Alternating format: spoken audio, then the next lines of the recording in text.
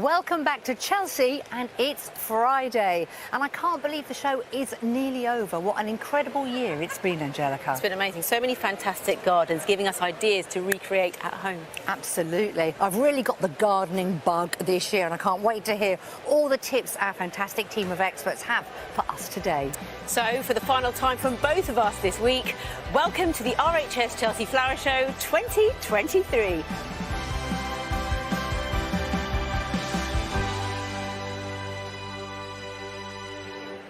Hello, what a glorious week it has been here at Chelsea, and we have had the most incredible time, haven't we? So much so. I am going to go bold with my containers. Are you? Yes. Yeah, lots of colour? Lots of colour. Lots of height? Lots of height. Yeah, I'm still working on loving my weeds, but I've seen plenty of flowers that I absolutely adore. And if you're like us and you're looking for ideas on what you can do in your garden, we've got our brilliant team of experts here to help, with plenty to keep you busy in the garden this summer. Coming up today, all week, the Queen of the Pavilion, Carol, has been putting a spotlight on classic plants and telling us how to get the best out of them. Today, she's focusing on violas. And with a long weekend nearly here, Rachel has her guide on how to bring a burst of colour to our outdoor spaces. Plus, I'll be chatting to presenter Gethin Jones, and the experts in the pavilion will be helping him find the best low-maintenance plants for his garden. And tonight, Nikki, it's a big one, isn't it? Huge. It's a big one, and I cannot wait. The vote is now closed, so Sophie and Joe will be revealing which of the 12 main avenue gardens you have crowned the winner of the BBC RHS People's Choice Award this evening. And ahead of the big reveal tonight, I headed onto the showground yesterday to find out which garden the visitors here at Chelsea would crown their winner.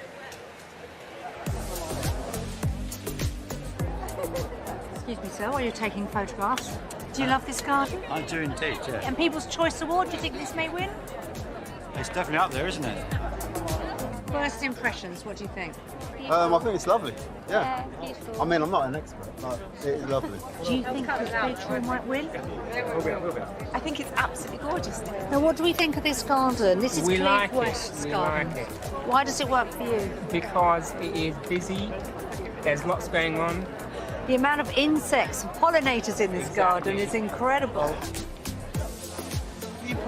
General people want a garden that they can use.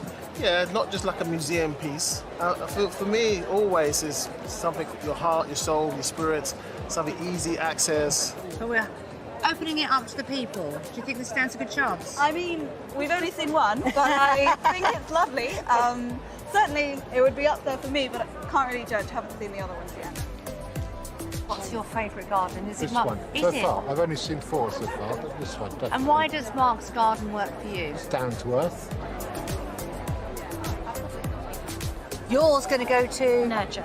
Nurture, Sarah Price's. And is yours going to go to the gentleman, Mark Gregory's, with the vegetable patch? I would think so. Which garden would you choose? I do like this one. Are you a keen gardener, Henry? Yeah. You are? How long have you been gardening? Since I was a baby. Really? Out of all the gardens you've seen, which is your favourite? It's this one right behind us. It's because it's got loads of boulders in the plant system. It's just gorgeous planting, and I think that's what everyone likes to see at Chelsea. So, Henry, you've had your own personal tour of the garden. Is it as good as you thought it was going to be? Yes, winner!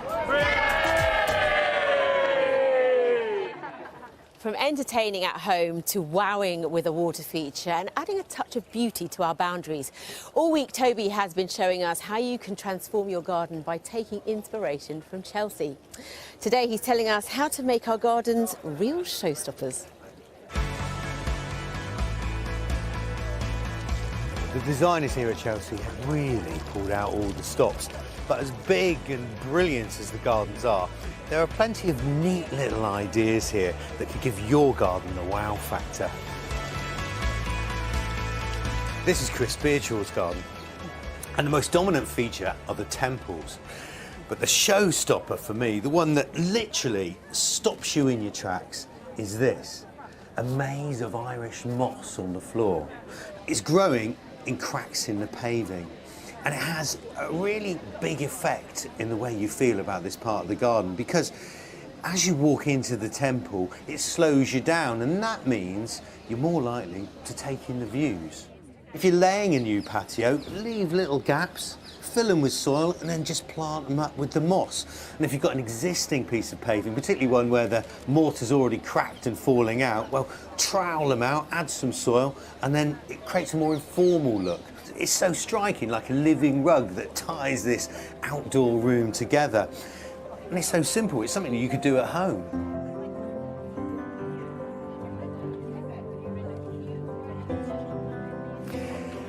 This is Mark Gregory's stunning kitchen garden. And part of the reason it looks so good is that he's put the engine rooms, the vegetable beds, front and centre of the design. Long gone are the days when vegetables are hidden at the bottom of the garden behind a hedge. If you do it right, veg beds could be the stars of the show. First thing is, choose the right varieties. All of them grow from seed, all are economical to buy. Purple coloured vegetables like pak choi, lolo rosso lettuce, crimson beans. Now what Mark has used is old paving slabs pushed into the ground, and that sets off the vegetables and also allows for a greater depth of soil, meaning they grow better. And having vegetable beds close to your house, well, you don't have to walk very far to pick them, do you? It's a feast for the eye and a feast for the table.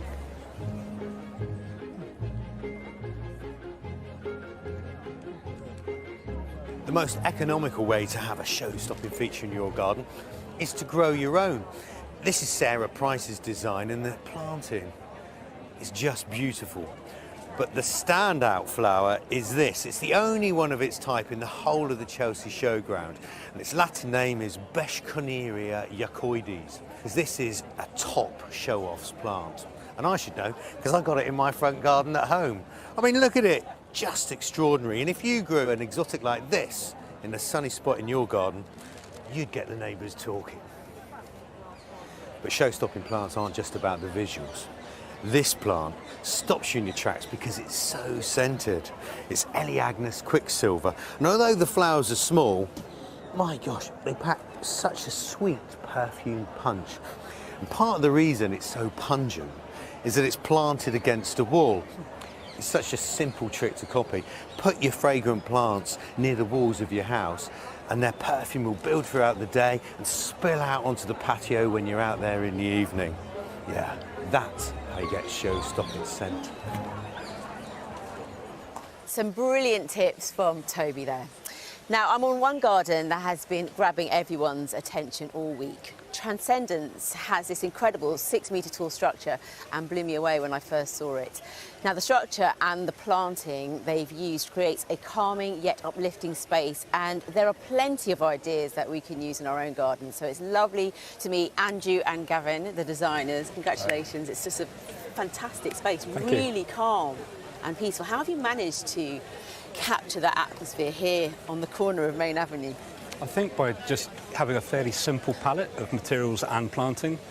So it's fairly muted in colours with lovely greens, and then we've just got these highlights with the yellows and the purples in there as well. And so I think that helps create a sense of calm. Yeah, it's really clean, isn't it? And muted. And simple. Yeah. And I think in terms of the planting, it's in groups of fairly dense planting that could be recreated in either a smaller border or in a smaller garden.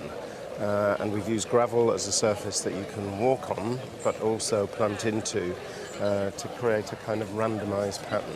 So you could add to it and take away and change it quite easily. It's not like a static So let's talk a bit about some of the plants then. What have you used? What did you think we've got to have this in the garden? Well, one of the things is actually the Gladitsia trees have such a light canopy that they'd filter light and you would still have very little shade, so you're still able to plant plenty of different species underneath. Through the garden there's lots of repetition. One of the things that we wanted were white poppies that soar above the planting and create a bit of drama. And then we've got the really deep purple verbascums here, and the yellow asphodeline have been catching people's attention all week. Yeah. They're a relatively unusual plant to see in gardens, but I think that maybe we might be seeing some more. I really want to talk about the shadows and drama you've managed to create here. So let's talk about that. That's been really important to us. It's these little ephemeral moments and passages in time. So this garden is all about shadow and light. And that's, as Andrew said, these trees give a really light dappled shade. And also as the day moves on, you get light coming through the trees and also through the planting, casting it onto the stone. How can people create that at home? Well, you need some sunshine. It helps. But, you know, I think people often, especially if they have smaller spaces, will just say, let's plant a smaller tree. But actually the drama of these trees comes from their height and their multi-stems. Yeah. So plenty of shadow patterns. No, brilliant. Thanks again for talking to me. Fantastic space, and you really do feel that peace and spirituality. Thank you. Now it's time to reveal the winner of this year's President's Award. Every year, Keith Weed, the president of the RHS, chooses his favourite exhibit, and here's the moment this year's winner was surprised by the man himself. Congratulations. So well deserved. You take that. Thank you. Yeah, congratulations. Whoa. And I'm here with Graham Gunn from Kevok. Congratulations, Graham. You must be absolutely thrilled. Yes, thank you very much. It was an incredible surprise, and yeah, we were just over the moon when we received it. What did the rest of the team say? 'Cause you're just south of Edinburgh, aren't you? Yeah, so we're just outside of Edinburgh. We had a lovely team here, but we've also got an incredible team back on the nursery as well. So yeah, they're there nurturing all of the plants and looking after them when we're down here, sort of enjoying the public and all the accolades down here. But yeah, we're a fantastic team. It's certainly going down so well. Carol Klein's been raving about your stand to me. So let's just talk about some of these crowd pleasers. We've got to start off with these poppies at the back. Himalayan poppies, I believe. Exactly, yeah. Those are one of the sort of the ones that everybody mentions. They're Himalayan blue poppies, Meconopsis. They come from really high up in the Himalayas, so they need a really nice, moist, fertile soil that's out of the sun as well. So even though they grow high up in the mountains, when you bring them down to this sort of elevation, they need a little bit more shade down here. Can you grow poppies like that in most of the UK or not? Yeah. You've got to have the right soil, haven't Exactly. you? So the west coast of Scotland and Wales and Ireland and Cornwall, sort of, they're the golden sort of line, as it were. Those are the ones that can grow them very easily. However, you can grow them in most parts of the UK, and each year we're sort of always amazed by people coming back from Cambridge or Hever in Kent as well, all these sort of places that have grown them successfully to flower as well. Can I just mention this little beauty here, this primula? Yeah, so again, primulas are a huge diverse genera. They grow all over the world, but the one that grows best in the UK is the primulas, the sort of candelabra ones, which are sort of one of the most famous as well. And those are the easiest ones to grow in the UK. What sort of soil do you need to have? So up in Scotland, we can almost grow them in full sun, but as you move down the country, they just need a little bit more moisture and a little bit more shade, a sort of dappled shade in a nice moisture retentive soil. Yeah, beautiful. Graham, congratulations. Well deserved. Thank you very much. Now, all week, Carol has been unearthing the planting treasures in our gardens that deserve to be in the spotlight. And today, she's got tips on a classic. The showground is packed with flowers that often fly under the radar. So today, I want to shine the spotlight on one of the stars of our gardens. Perhaps the two members of this family that we know best are violas and pansies. Violas are known for their dainty, rather smaller flowers and their lovely soft colours, lots of violets and whites and yellows within it. Pansies, on the other hand, have these smiling faces, very, very familiar plants.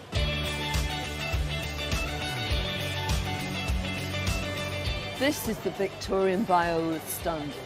With modern breeding, what was beginning to happen was that violas were losing their perennial quality, in other words, their ability to live from year to year.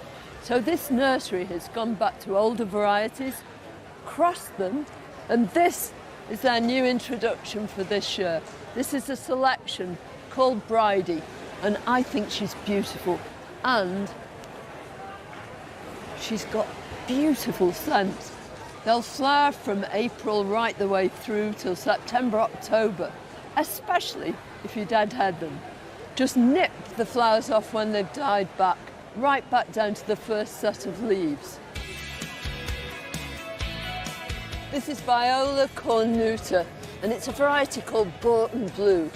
It's the dearest little plant. It comes originally from the mountains of Europe, from the Pyrenees and places like that, and there it will grow in semi and dappled shade.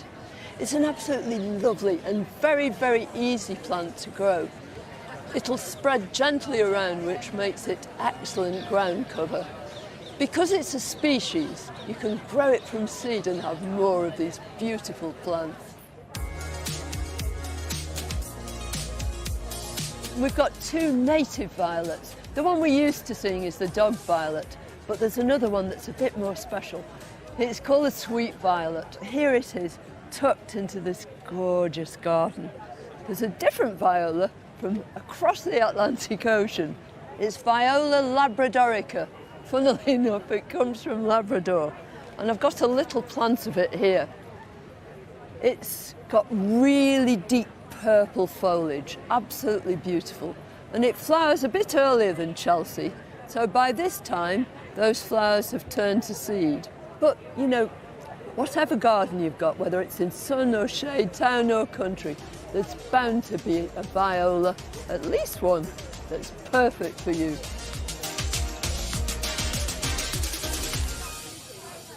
Oh, thank you, Carol. I'd like some of those in my garden. Now, I'm joined by Morning Live presenter and keen gardener, Gethin Jones. Welcome to Chelsea. But I didn't realise you're a little bit of a newbie here. You haven't been before. First time, I know.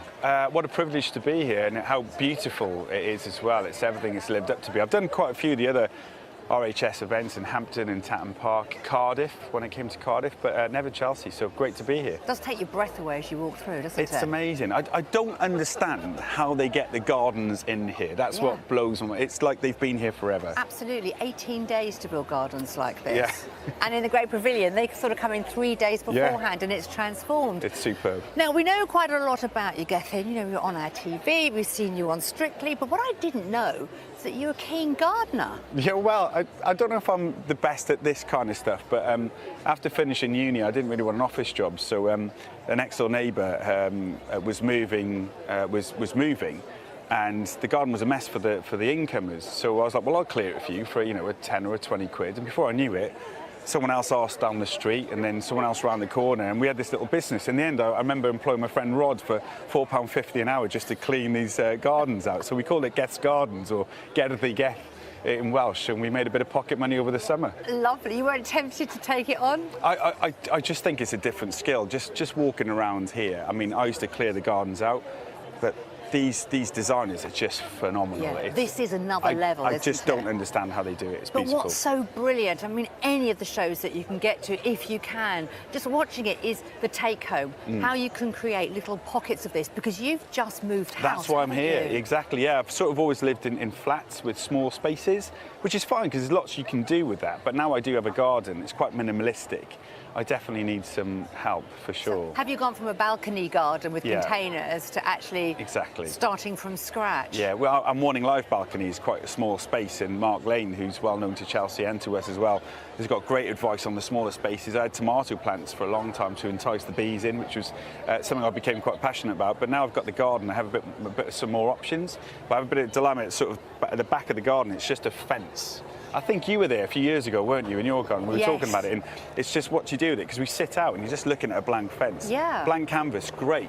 And most people would be excited by that, but I'm like, I don't know what to do, so I definitely need some ideas. But you can start from scratch. And what do you want? Are you after flowers? Are you after shrubs? Do you want to encourage the wildlife? Yes. All of that. Tick, tick, as the birds flew over us. That was perfect timing, That was wasn't it? amazing, yeah. Definitely to entice some wildlife. I think, I don't know, maybe some bushes, maybe some sculptures as well, just something interesting to look at. I like the garden to be an extension of your house. Why shouldn't it be, really, rather than, you know, just sort of an empty space? Absolutely. Well, we use our gardens in so many ways, don't we? Exactly. Some people are able to work in their garden, to entertain. I mean, we've got this fantastic kitchen behind us. This is the dream, isn't it? I'm not saying I'm going to have a full ready-made kitchen with everything in the garden I can eat in front of me, but it definitely needs something, for yeah, sure. definitely. If we're lucky enough to have outside space, use it as much as you can. So if there's one dilemma, what are you going to be looking for the answer for as you tour this incredible grounds? I'm hoping you're going to set me off to find something. For the, so my garden's in like 3 sections, really, and it's sort of the back end where the sun is, where we all sort of congregate, you know, and that's exactly what you're saying. Now I can entertain in the garden, have people over.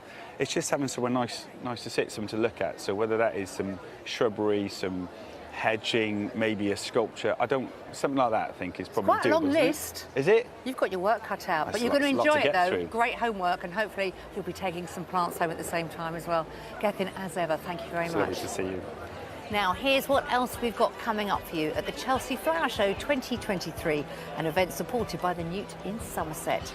All week, Rachel has been telling us about the perfect planting rules to follow to get a fantastic summer border. Today, she's telling us how to put plants together to bring a burst of Chelsea colour to them. Plus, if you love being in your garden but find accessing and maintaining your space a little bit of a challenge, well, don't worry. Mark is showing us how to make gardening easier. And Carol's back at the end of the show to answer your questions in the Chelsea Clinic. Do keep them coming in on Twitter, Facebook and Instagram. Now, James is back with his final guide of the week to help get us growing. And today, it's all about the food we eat.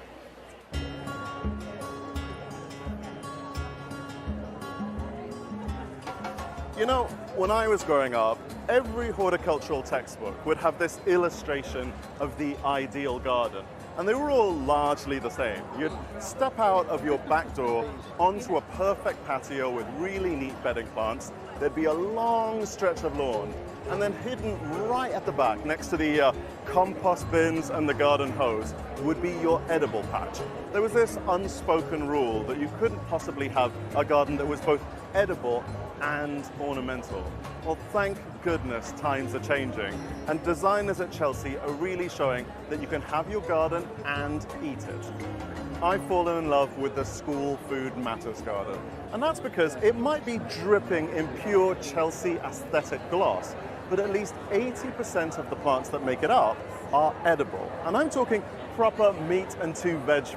I've seen asparagus here, really set off against the beautiful silver ferny foliage of things like artichokes. Top of that, you've got stuff like garlic, leeks and chives. You've got pomegranates, you've got quince, you've even got native British hawthorn. And it just creates this incredible edible woodland vibe.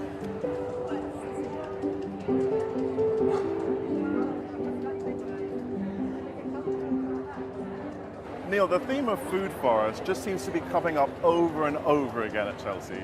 But what does the term actually mean? It's the 7 layers of the gardening. So it's your upper canopy level, it's your shrub layer, it's your herbaceous level. So all these things are really important to sustain a balance. So you're trying to recreate the structure of natural forests, but correct, with carefully selected edible plants? That's right. So you've managed to achieve something really spectacular in a small space. What are a couple of tips you could give for people at home? Yes, so you can grow everything in pots if you wanted to. Yeah. You can generate with different heights. Yeah. You can grow dry things in a pot. You can create those conditions. So you've got a sunny space, and you can grow pine and perhaps a lovely pomegranate. So tell me about the pine, because that's not necessarily the first plant people might think of when they think of edible plants. That's because it has the pine nuts, and the pines itself, pine needles, young needles, you can put into salads as well. And what are the benefits of creating an edible garden along the lines of a forest? Why would you want to do this? Okay, it's hard work. With a food forest, you've got your perennials in there, you've got your perennial kales perhaps, you've got your perennial brassicas, and it can look beautiful. I mean, this is it's what we're stunning. about. Different textures and leaf shapes. Yep. You can grow things in pots and still have a food forest. Why not? Absolutely. You don't have to do it on a massive scale. And even win a medal at Chelsea Flower Show. I know, and I'm so proud of that as well. You should be. Thank you so much. Okay.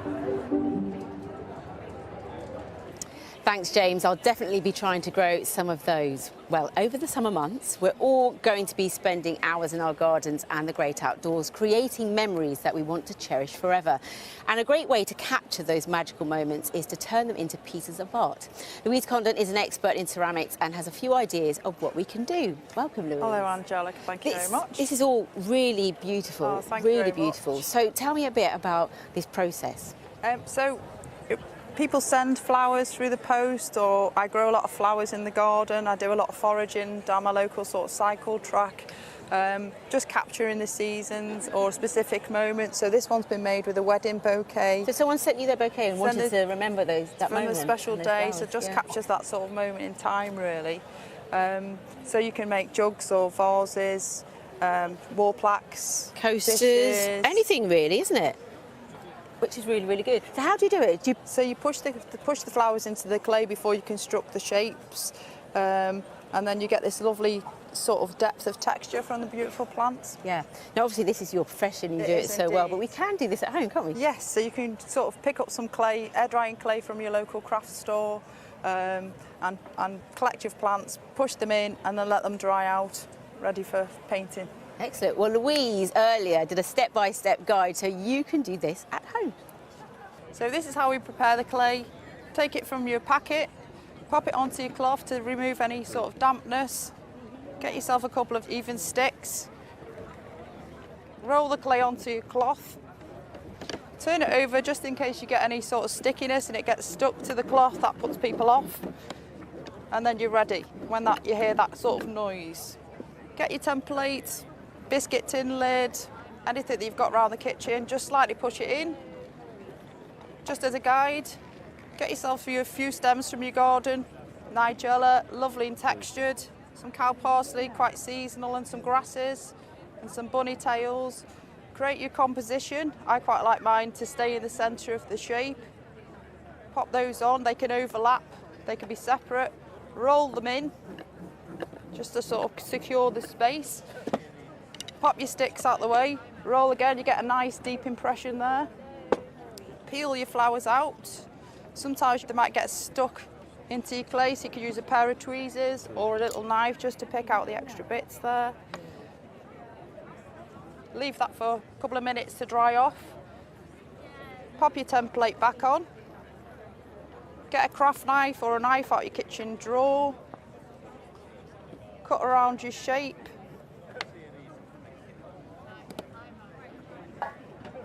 There we go, lovely impression. Pop it on a windowsill, let it dry for a couple of days, and then it's ready for painting. I'm going to be doing this. It's so easy to do, isn't indeed. it? And here are the two that are drying out. And I guess you just pick these out once it starts drying, yeah? Yeah, as they start to dry, they'll kind of they kind of rub out on their own quite easily. Or you can pick them out with tweezers, so you can just... There we go. Pick them out. There you go. They'll pop out quite easily perfect. and just give it a dust. So, painting. You've got one here ready to paint. So this one has just had a little coat of white acrylic paint so that the paint will then rub off easy. And then you just mix up your shade of colour that you want. Should I do it now? Yeah, yeah. Bit brown there. Pop it into the bit of Should I cow do a bit of blue? parsley. Bit of blue, bit of blue. Okay. And just what, over the... Yeah, pop it into the top here, into this nice bit of cow parsley. Get it into all the grooves. Like, just as easy as that? But it looks a bit messy. Yeah, that's fine. Okay. And then you just get a nice damp sponge and you just wipe over the surface, and then you should leave that nice residue in the slots of the... It'll highlight the lovely definition of the flower. Yes. Okay, well, I'm going to keep going with this. Maybe it'll be ready in time and I can give it to Nikki. Hopefully. Or maybe I'll just keep it for myself. Yeah, maybe. Louise, thank you so much. Thank you very much. This is amazing. Thank you. Yeah, lovely. For so many of us, being in a garden is an essential part of our routine. It's a place to relax, to recuperate and unwind, but it can be inaccessible. The designers here have reimagined what a garden should be, adapting it to make sure gardening really is a place for everyone. Now, Mark, I'm delighted that we're together in this garden because you are so passionate about making gardens accessible to all. Absolutely. I mean, we're an ageing population, so it doesn't matter what ability or inability we have, we need to make gardens accessible and have them beautiful. And that's what I notice about here. It's just a beautiful garden just to sit in and relax. It's a lovely place for passive gardening where you just chill, recuperate and relax in it. And that's what I love about it. It's a garden really for everybody, isn't it? It is. Because as you walk in, you're bowled over by the beauty, but there's been some really clever techniques used. Should we start off with the paving? Absolutely. So the first thing to think about is you need to have pathways that are wide enough. So you need pathways if you imagine two people walking side by side, that's the kind of width you want to go for. And they very cleverly also put an edger all the way around in a contrasting colour, so you can see where that is. So if they push in the beds around, or you're in a wheelchair, or even just by foot, you know where you are with the bat. You're not going to end up in a border crushing your flowers, which is important. And also, Hugo and Charlotte have actually come up with this incredible material, which is recycled concrete, and then it's set in a Cemex solution, and what that means is it's completely porous, so all the water's going to go through, so we're not going to get icy patches, it's not going to pool water either, which of course you don't want, especially under wheels. And this means then that also you've got really good grip, and that's really essential as well, because we need that. What about the planting, the different levels? Yeah, so the planting is really interesting. So, of course, you know, from a seated position again, or from a bed, you want sort of this multi-layered effect. And they've done that beautifully. The only criticism I would say, and I know this won a gold, and beautiful as it is, for me, it needs a little bit more of a backdrop in order to really show off that layering. We sort of get it on this side, but then you've got to remember that this garden is going to move into Sheffield, and this is only an eighth of the size that it's finally going to be. So I'm sure we're going to see that there. And I've got to mention the water feature, because a lot of people, we have troubles with our hips or our knees, and I love the fact that it's actually raised, so it's easy to get to. Exactly, you can easily get to it, you can enjoy it, and why not? Because water really is that powerful element in a garden. It can help us relax, and at the same time, if it's just that little sound, can help us rejuvenate as well with those positive ions that it gives off. And I really like the idea that you can put planters on wheels on a garden like this and move it around, can't you? Well, that's what's really important. You need to think about a space as being a multifunctional space. So by having wheels on pots, you can move them around, you can open up a space, or you can make it feel more enclosed. And that's what's so great about it. But also, creating like little nooks that we have behind me for that little personal space, that me time that we all need. Yes, well, you use the term beautiful, and it truly is. And it is a garden for everybody. Thank you, Mark. It's time now to reveal the winner of this year's Best All About Plants garden. Now, the category was introduced last year to encourage first-time designers to exhibit here at Chelsea. Here's the moment the RHS revealed who had won. So, Joe Carey, I am delighted on behalf of the RHS to present you with the RHS Best All About Plants Award 2023. Thank you so much. Thank you. Joe and Laura, I don't think it's really sunk in, has it? No, not really. I mean, we haven't seen much of each other, to be fair, to actually celebrate. So, yeah, it was amazing. But Laura had actually gone home to be with the kids, and then 30 minutes later, I was on my own receiving the award for both of us, and then I had to ring Laura and tell her what happened, and it was it was a bit of a whirlwind, wasn't it? And you didn't think anything like this would happen. It's your first time here at Chelsea. Absolutely. I think we were geared up for the medals. We weren't expecting a gold, and actually we so didn't expect to get best in show that neither of us were even considering it. Well, you have. And your garden's all about sustainability and wildlife. What tips can you give people who are keen growers who want to tap into that more? We have plants that will encourage wildlife, bees and butterflies. And actually it's really important to include flowers that flower for a really long period, like the geranium, cashmere white, but also flowers that are really easy to get to for the insects. So umbels are really brilliant. We've got anthriscus here, and the bees have been absolutely loving the cirsium. And the robin, yes, as well, in the tree, eating the caterpillars. Absolutely, absolutely. Yeah, I was a bit worried he was going to poo on our fence before judging, but he didn't. But he's been really helpful because the caterpillars are really eating the leaves of the trees, but the robin's come and he's really helped us out. Listen, the garden is stunning. Congratulations. Thank you. Hopefully we'll see you again next year. Thank you. Thanks. Now, one thing I love about Chelsea is all the planting inspiration from the world-class designers and growers. However, I often wonder what are the best ways to put the plants together in my garden. Now, this week, Rachel has been showing us the key planting rules used to create the perfect border. And today she's telling us how to bring a burst of colour to our gardens. Chelsea is awash with plants in every hue, and how you use colour is really important in creating a pleasing garden.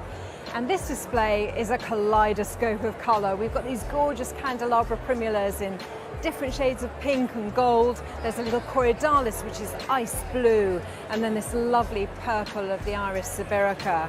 And I noticed also there's a lovely Martagon lily in the back corner, and that's called orange marmalade.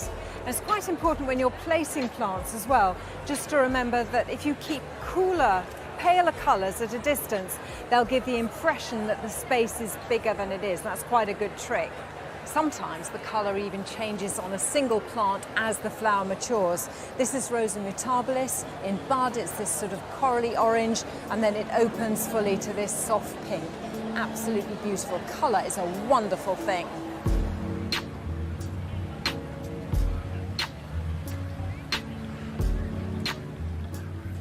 This garden has such a wonderfully fresh, verdant look to it.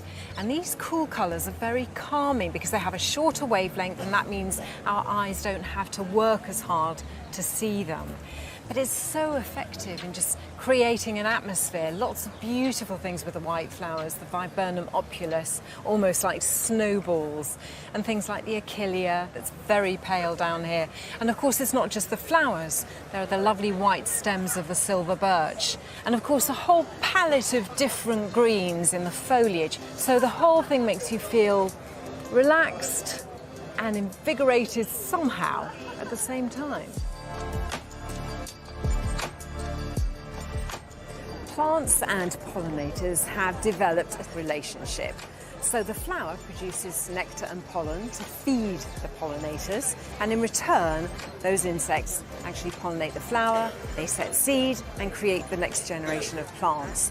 And it works brilliantly, and nature has designed it so that each insect actually is drawn to sort of different parts of the colour spectrum, and bees see ultraviolets and blues and purples really well. And so this garden is just perfect for them. We've got things like the soft blues of the Nepeta, and then going into these rich purples of the allium and the foxglove. And it's also a really good idea to have a range of flower shapes because different bees have a different tongue length. And so the ones with longer tongues love the tubular flowers of things like the foxglove, although sometimes a short-tongued bee will also make a little hole at the back of the flower and steal the nectar, so it's not an infallible system. But what you get here is this wonderful wash of lovely soft blues, mauves and purples. It's beautiful to us, and it really is beneficial to those pollinators. Earlier in the show, I met presenter Gethin Jones, who wanted to find out how to create a focal point in his garden using plants that take minimum effort to look after. Well, there's no better place to find those answers than here in the Great Pavilion. Let's find out how he got on.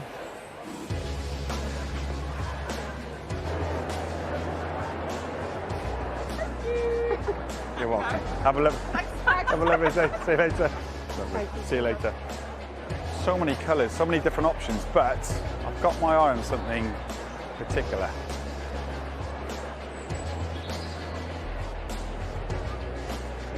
Stanley, Gethin.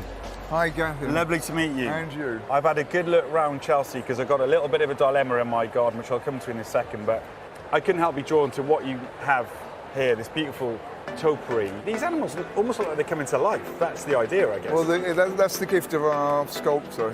He makes these armature frames that we put the plants on, and he's really got a feel for animals and how they move. So topiary's been around for a long, long time? Apparently, Topiaris dates back to Roman days. Then I think in Victorian times they started making metal frames, and then the plants would grow in it so the gardeners could clip to that shape. Which leads me on to my little dilemma in my garden. Go on then, what's the So this is the garden here. I mean, it does need a clean as well, I'll give you that. Looks sunny spot. Yes, sun most of the day, actually. Good. How would a bit of topiary work there, do you think? Because that's what I've got in my head. Would you take the pavement up, or...? Oh, wow. Could I? You could, or you could have it in something like that, or a structure like that. Okay. So like structures like that in a garden like this would be something to look at? Oh yeah, if you don't want to take the paving stones up. I've also come across box plants. There's been a nice tidy option for the back of the garden. Well, going back to the Latin again, Buxa sempervirens, box, or as Americans call it, boxwood, has got a lot of problems at the moment. It gets fungal infections. So are there alternatives to the box plant then? Well, the two we've found that most closely replicate it are boxleaf privet and Japanese holly Ilex crenata. And over there we've got a prancing horse in Ilex crenata. Oh, so that's exactly, well, wow, that you really can't tell the difference because the leaves are that. The leaves are almost identical. Stanley, I feel like I've got some extra information here to think about. It's very useful for my dilemma. I appreciate it. Thank you so much for your time. Very nice to meet you. Have a great show. You too. So my first time at Chelsea then, and there is so much to look at. It can be a little bit overwhelming, but now I feel like I've got a few options to focus on. So I'm going to have another little look and make a decision. It's nearly the end of the show and the end of Chelsea 2023 for myself and Nikki. Yes, but don't worry, before we go, it's time for our last Chelsea Clinic. And who better to answer your questions today than the Queen of the Great Pavilion, yes, Carol Klein herself. We're delighted you could join us at the end of our week. It's lovely to be here outside in the sunshine. Isn't it gorgeous? Have you had a fantastic time here this year? Wonderful. I think it's been so positive. It's been brilliant. It has. We needed it after the weather we've had. So shall we get cracking with the questions? Yes, please. Here we go, Carol. Starting off with Sarah Bombera. What a great name on Twitter. Can I plant a camellia in full shade, she asks? Yeah, absolutely. Behind our house we've got no garden but a small bed with a big camellia. Gets no sun at all. It's camellia donation and every year it's absolutely flowing with flowers. It's wonderful. Absolutely fine. Yes, great. Angelica. Okay, I'm here with Craig and Kylie from Stockton-on-Tees, who actually got married yesterday, so we're on their honeymoon. Congratulations! What's your question? Just in relation to aces, I've just recently got an acer and I'm more of a fruit and veg kind of guy, so it's new terrain to me. I just need some advice and information just around aces in general, please. Just try and, with any plant, try and emulate the sort of conditions where it grows in the wild. So they grow under the canopy of trees. You don't have to plant a big tree, but in a shady place, out of full sun, and make sure it's not exposed to high winds, because they don't like that either. It makes the leaves shrivel. And then just water it copiously and give it an occasional feed. Perfect. Yeah, Thank you. happy? Thank you very much. Good. Okay. Kit Beckles, or I should perhaps say Brittany, says, oops, I did it again. An Right. impulse buy. We've all been there, haven't we? She says, I've just bought a white feather hosta. I've never grown hostas before. Is copper a slug deterrent? And also, will this variety be okay in full sun? That's two questions in one, isn't it? That's cheaty. First of all, copper is a deterrent, but the best deterrent is to grow it in a copper pot and sink your pot inside it. That'll do it. Right. But failing that, you can try a bit of copper wire. Sometimes it works. As far as this hosta, it's almost pure white when it comes out, which means it's got very little chlorophyll in its leaves, the stuff that makes them green, which means it'll scorch if it's planted in full sun. So definitely, definitely in deep shade. Yeah, keep it in the shade. Well, I'm with Rhiannon, who's from Northern Ireland. You've got a question, haven't you, about Yes. small gardens? Please, thank you.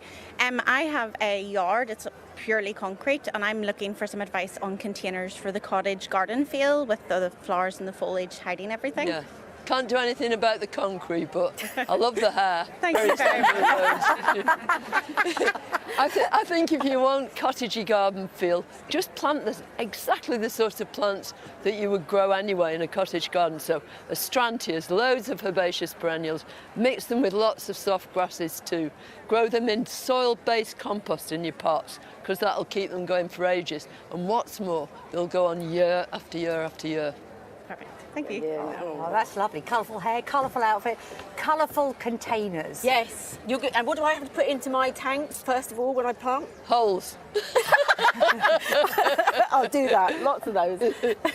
We could all do with some more balcony gardens, can't we, and containers, and we just love it. And thank you, as ever, Carol, for all your advice and for joining us. And sadly, that's all we've got time for this year. But Sophie and Joe will be revealing the results of this year's BBC RHS People's Choice Award on BBC One at 7:30 tonight. They're going to be joined by Dame Mary Berry and comedian Jason Manford.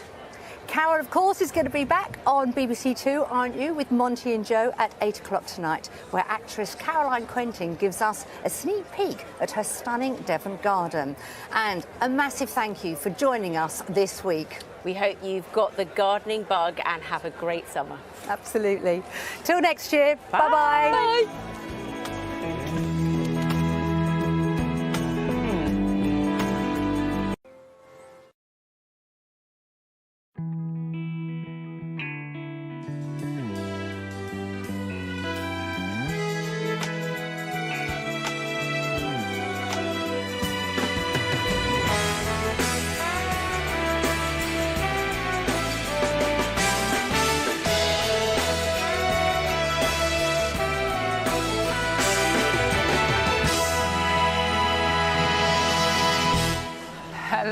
welcome back to Chelsea. It has been an incredible week, celebrating world-class garden designs and glorious flowers in the Great Pavilion. We have had a wonderful time. There's been so much to see this week. Brilliant. The weather's been great. The variety throughout the gardens, the quality of the plants, the stories behind them. It's a vintage year, I would say. It certainly is. Yeah, well, we've got plenty of inspiration coming up.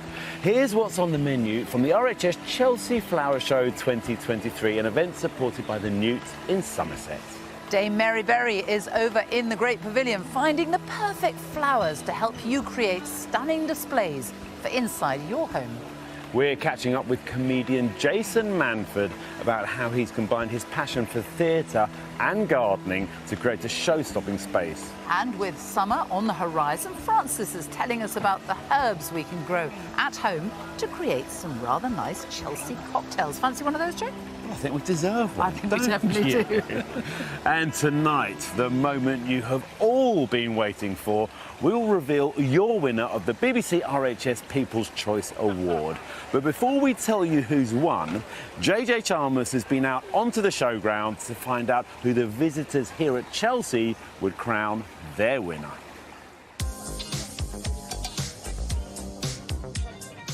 Have you got a favourite garden? I have, yes, and we happen to be standing next to it, Samaritans. The Samaritans, what is it about it? I love the way the architecture is, the rust of it, the way that they've used rock, and then the holes that you've got that you can see all the way through. Wow, we like Mark Gregory's. Yeah. Right, what was it about that? It's just fantastic. If you were on a country walk and saw that, you'd say, wow.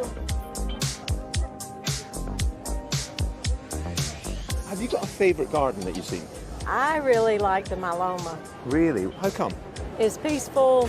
It's like a place you go in and sit and feel at home. Particularly this one as well. I think it's amazing. It looks like it has been here for ages. Yes, really. yes, it's really overwhelming. I'm completely overwhelmed. And the level of detail, you even find weeds in it, which is amazing. Tell me, have you got a favourite garden? Yes, it's the Nurture Landscapes garden. I just love it because it reminds me of being on holiday and all of like the natural flowers around. Just makes me feel like I'm abroad and enjoying a nice holiday. The one I like most at the moment is the Centre Point one. I just think the analogies within there to homelessness and how they've done it with the trees and everything like that, fallen trees. I think it's a very clever garden.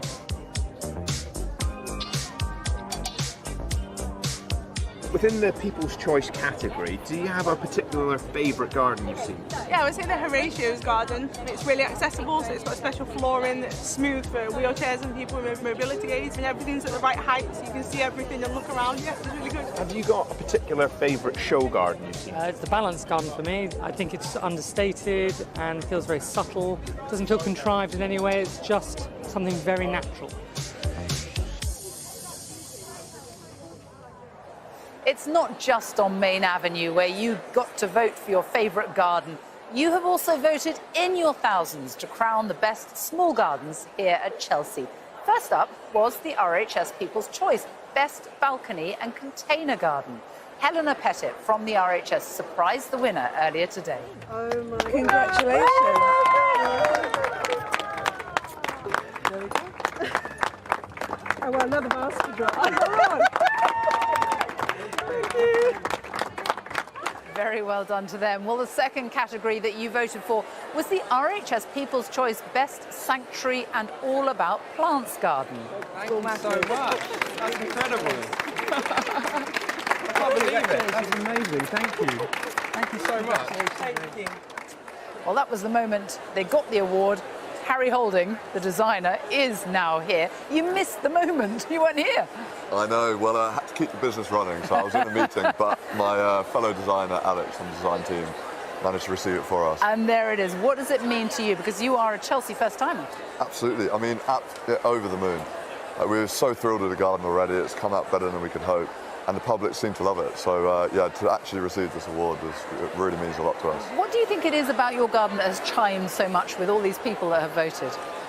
I think people love the fact that it's edible and it's something that you can actually imagine in your own home. It's a really natural and we think beautiful space, but you can actually go out and make a meal from it. And I think that that is something that you can really kind of take some lessons from and sort of create in any size plot. And I don't think you were expecting to win it today, were you? Well, look, we are with School Food Matters charity, and small but mighty, and it's amazing that we got the word out there and that people came and really engaged and seemed to love the garden. So, yeah, it's a great team effort, and no, it's a huge surprise.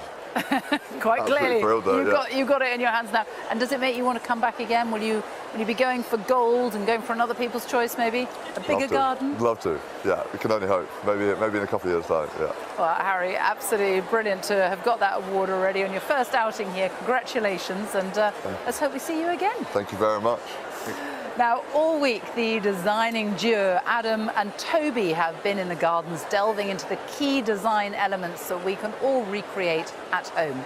Today, they're taking a closer look here in the Great Pavilion at how exhibitors have created gold-winning planting combinations and also at the tips that we can take away. Toby, my friend, have you managed to walk all the way around this place? Do you know, even after all these days, there's still corners of it I haven't seen. Yeah. So many flowers. There is. I'm like this. Walk, walk, walk. It's right. And then, but actually, there's loads of stuff for people to take home in there. Yeah, there is. The pavilion is such a wonderful place for getting ideas. Best nurseries in the world, and the nursery people putting together their plants in combinations and ways that they want to sell them, you know. And ideas everywhere. Sometimes it can be a bit overwhelming for people when they don't take home necessarily as much as they should do. Do you know what I mean? Well, it's so easy to be beguiled by a single plant and just buy that, but it is the combinations, isn't it? And yeah, I think it's a trick that most people, when they plant up their borders, miss. They go for, say, for example, one layer of plants and go, yeah, I'll have a GM, I'll get some daisies, I'll get some alchemilla. And then a 6-foot fence. Yeah, and they miss the next layer that you can have, and it's this sort of the flying flowers that just make all the difference. They say the devil's in the detail, but the beauty's in the detail too. It's small detail, but it's clever. Yeah, it is. It is. Well, the simple ideas are often the best, aren't they? They are, mate. There's a new runner and rider that I know both of us grow in our gardens that I think is going to come big at Chelsea. Go on. Well, hairspring plants. Let's go. Lead the way, mate. Lead the way. Camassias. They might have been around forever, but they're really hitting the highs of fashion now. They are, aren't they? I think as well, they're a really versatile plant. And what I mean by that, I suppose, design-wise, you can do something quite contemporary, maybe with grasses, they popping up through. But then, look at this. I mean, that's a perfect cottage garden scene. Yeah, full of cottage garden charmers, isn't it? Lovely. It is, mate. I've been naturalising them in little grassy areas, and they're absolutely superb. And of course, they come a little bit later. Yeah, you know, as so nature intended. Exactly. So they follow, you know, the daffs, the bluebell, all that, and then this lot rock and roll and rock up. But they're such a winner if you've got heavier soil as well. In dappled shade. I mean, they'll grow in some, but in dappled shade, they really come through. Well, that's my tip. What's yours? I will show you. Come on. There you go, my friend. This is my offering. Lovely, lovely. Because I think we can be creatures of habit. So take that Astrantia. We come to a show like this, we see that one, we pick it up and we take it home. Next week we see a white one, then we see a red one, and all of a sudden we bought ourselves a basket full of Astrantias, which is lovely, but it only means we've got one flower shape. Very samey, yeah. Here, look how many different flower shapes there are. You know, we've got cups, large, small, stars, flats. True. And for me, that offers up a huge diversity of interest. If there was one, though, that I think makes the biggest difference, you can disagree if you like, but it's the umbel. Any of this plant with this shape of flower, sort of a bit like upturned umbrellas. Yeah. And the thing about them is, they just bring a naturalness to any scheme. Yeah. They're a bit like, I always think, add an umbel to your garden, it's a bit like, I don't know, having a G&T and loosening your tie at the end of a hard day's work. That kept you awake last night, didn't it? Do you know, I've been waiting years to say that. Years.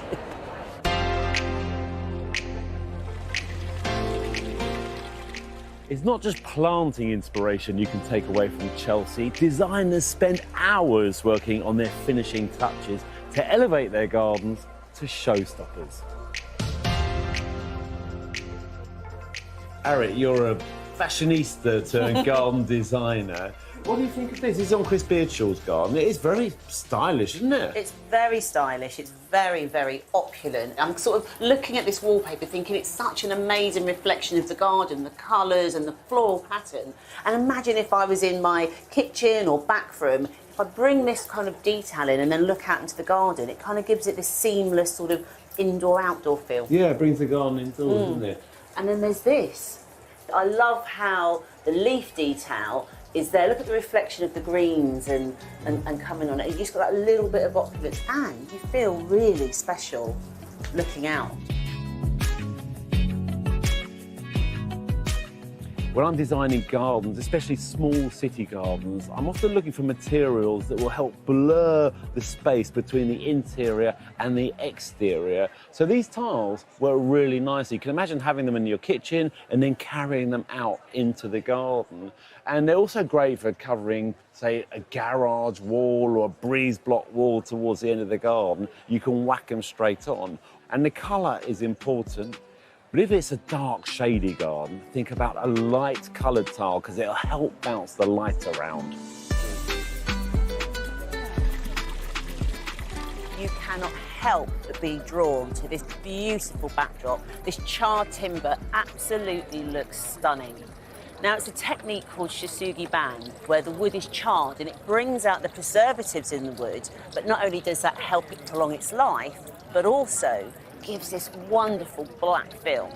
I love this effect in the garden because it makes all of the plants really pop out, but also it gives depth because it actually makes the garden feel bigger than what it is.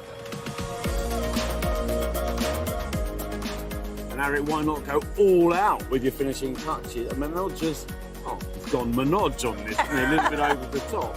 But the colours are fantastic. This pergola structure works nicely. Well, that's the thing, isn't it? You can get the paint out and it's going to change the space so much and also help preserve the wood, obviously. But, I mean, that is a statement, isn't it? Yeah, and if you don't like the colours, you can change them every year or two. So we're just jazzing it up, keeping it nice and fresh. Yeah. How about these garlands? I know. Well, I mean, you know, look at little hooks. Get the kids playing, flowers is used, there's chilies I can see. But again, I think it's the imagination really, isn't it? It's a case of don't just always think about, oh, I've done that and I can't change it. How can you zhuzh it up, that's my word. Yeah, zhuzh it up for the summer.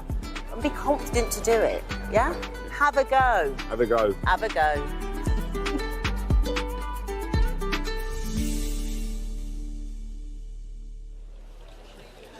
How inviting does this look? And we've got the perfect weather for it. I do love sitting in the garden, having food and drink with family and friends.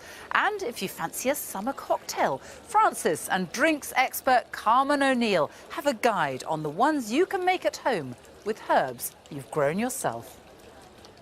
Carmen, what are some of the classic herbs that we'll be seeing in these cocktails? Well, we've done two very different ones. We've gone for a fresh herby basil spritz, something that this is the kind of weather we want to be drinking in. Absolutely. And then we've also gone for a beautiful non-alcoholic lavender Earl Grey tea infused martini. So what I have made, which I'm going to let you smell now, is I have made a basil sugar syrup. Okay. So this is a great way of preserving your herbs from your garden. So you can take it mixing equal parts sugar and water, so 200 grams of sugar, 200 mils of water, low on the hob, and put a big bunch of basil leaves into it. That's going to infuse on low heat, dissolve, get nice and herbaceous, but also get that scent coming across.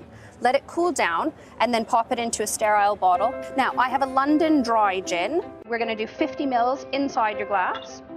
But one of the things I'm not very good at is keeping my basil alive. So could you give me a couple tips? Because it just doesn't always end up looking so happy. Do you buy it from the supermarket? Yes, sometimes. Yeah, yeah, that will tend to die. Okay. Because it's all just crammed in. So if you buy it from the supermarket, break up the clump that you've got in a pot and pot them individually, then they'll be much happier. We're just going to lift the last little bit with a little bit of soda. Now I need your help. Would you be able to get me a little leaf of that basil from the end of the green or botanical? purple? Oh, let's go purple. Shall we? I'm just going to take the very tip. That's also another really good way of keeping your basil alive. If you take the tip off it, you'll find the lower bits begin to branch rather than pulling the individual leaves off the You've base. even picked the prettiest one. Now this is our beautiful basil spritz to be enjoyed in this beautiful heat. Thank you very much. This is a real treat. It's big. That is lovely. The basil's really subtle, isn't it? But it's there. It is. So this next cocktail is a non-alcoholic one. Yes, this is where I've done a lavender and vanilla sugar syrup. Oh, lovely. So we're going to start this in a cocktail shaker. 60 mils of cold Earl Grey tea that's going to go into the cocktail shaker. That in itself is a botanical, you know, made from bergamot lemons. Now, something I need some help with is my lavender. I can never get the big, nice purple leaves on it. It's probably about the variety you're choosing. Oh. So you get English and French lavender. Things like angustifolia is a nice, healthy, shrubby lavender, but grosso is the traditional one that was used often in essential oils, and it's grosso meaning big, so you get those really big buds. Grosso. Well, I did use some beautiful buds to make the sugar syrup. Would you be able to get me a little bud of lavender to use as a garnish? Absolutely. Top that on. Are you going to trust me to garnish? Trust. Oh my goodness. You've got some talent. This is the one you've created. You've done this, so this is yours. Thank you very much. Amazing. Well, cheers. Cheers. That is absolutely delicious. That's so refreshing. Well, these will definitely go down the treat in hot summer weather, so thank you so much for showing me them. Cheers. Cheers. They look absolutely delicious, and we've even managed to get a few ourselves. And who better to enjoy a cocktail with than Jason Manford? And a little birdie has told us it's your birthday. It is. Cheers. It is. Congratulations. Thanks very much. So you're into your garden then, Jason? Well, what I'll say is my wife is into the garden. I'm more of a labourer.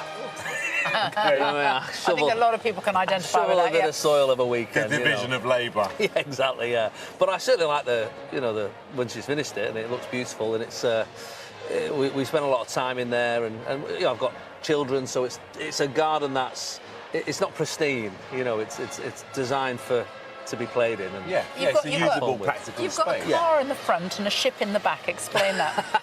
Well, the ship was, we had a beautiful conifer tree, massive, and then a tree surgeon came along to help me control it, and ended up sort of chopping half of it off, and it looked terrible. So we thought, what can we do? We don't want to get rid of it because it's still. So we thought, is there a way to turn it into a tree house?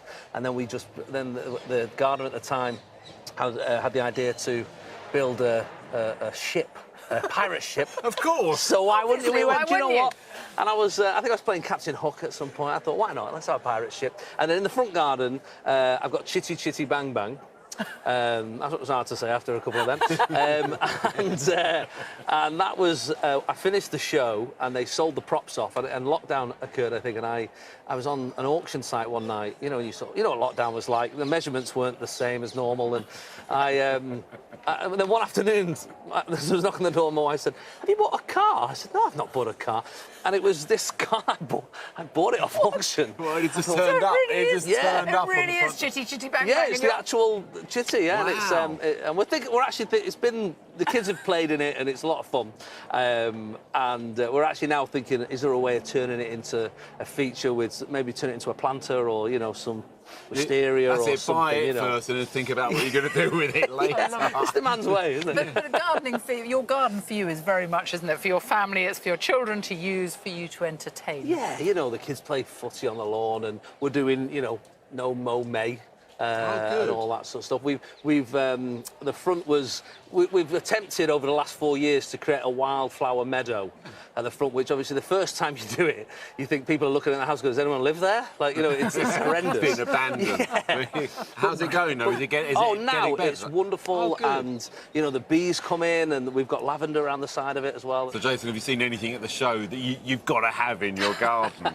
Well, already my wife's got a shopping list of stuff that she's, you know, looking at.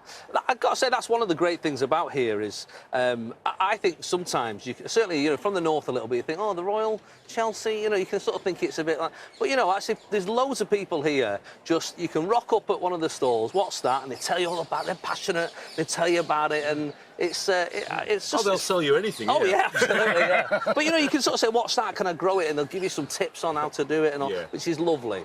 It feels very welcoming, you know, it's one of those sort of places. They're very passionate about it here. Oh, yeah, for sure. So, yeah, I like some of the statues, I've got to say, but I can't annoy the neighbours too much.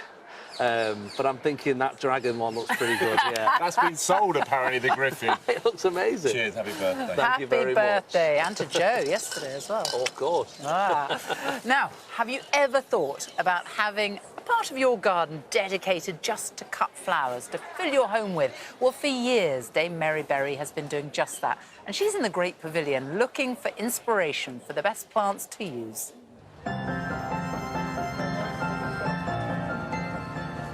Chelsea is a great place to get advice from the expert growers, and they're all at the top of their profession. One area I'm keen to get more information about is the flowers that we grow and then bring into the house. Mike, you have an amazing selection of bulbs for the house. These amaryllis, they are glorious. I see you've got apple blossom, that's one of my favourites. It's a lovely thing, isn't it? How long does it take for them to actually bloom from the time you put them in the pot? So if that's the bulb, you're going to plant it about that deep. And if you put it in a nice warm windowsill, you'll start to see the buds come up through like this. As soon as you can see that bud there, then you can start to give it plenty of water. Wonderful. What about once it's finished, what do I do with it? Would it flower again? When it's finished flowering, cut the flower off. What you can then do is let the bulb go outside onto the patio in a nice sunny place and keep feeding and watering it all summer long. So the secret is putting it outside once you've finished, leaving it in the same pot it was in. Yep. And sort of feeding it Feed it all and through summer. water it. You wouldn't come back if I didn't feed and water you, would you? No, you wouldn't. Nerines are great for cut flowers, and you just grow them outside and bring them indoors, and they last when they're cut. And they do last. And remember, in a garden situation, they're one of the last things that are going to flower in the autumn for us. So it gives you that lovely bit of brightening up in those early autumn days when you bring them indoors. And I'm right in saying they must have a very sunny patch, perhaps with a layer of grit on The top. sunniest place you can get. And you tell me to plant them just to there. Just to there. This neck of the bulb needs to stay clear of the ground so it gets baked by the sunshine. If you plant them under the ground, you get lots of leaf and no flower.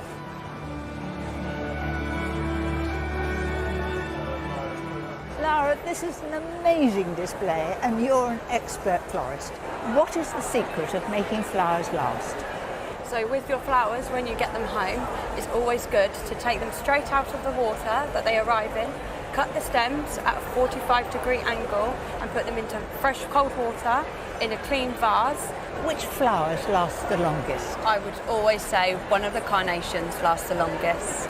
Lara, thank you for sharing all your tips to make our flowers last that much longer. You're welcome.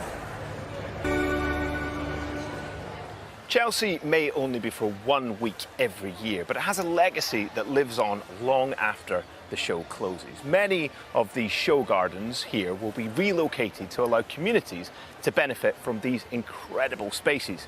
I'm on the Samaritan's Garden, which is going to be relocated to a local branch after the show.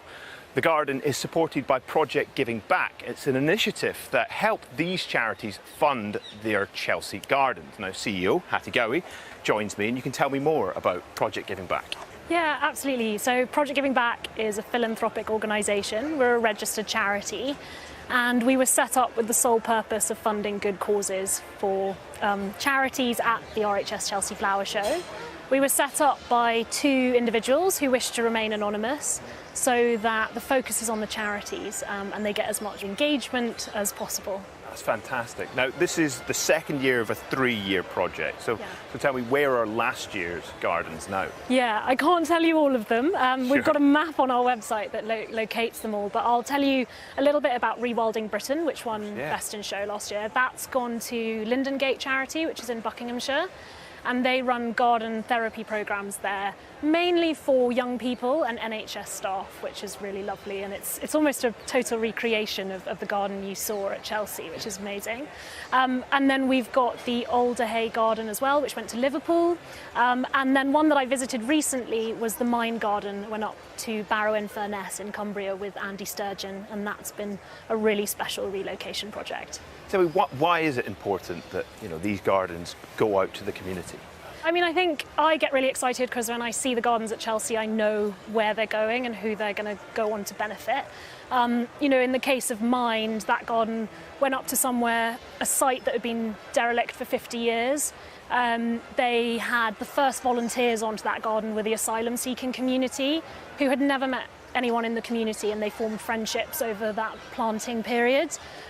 It's also created the beginnings of a green corridor in those in that area of the town, and it means that that area is now becoming a hub. They've got dozens of partner organisations that are going to now be working with Mind, and it just really, you know, you see plants grow in gardens, but I think a lot of the charities see people grow in those gardens.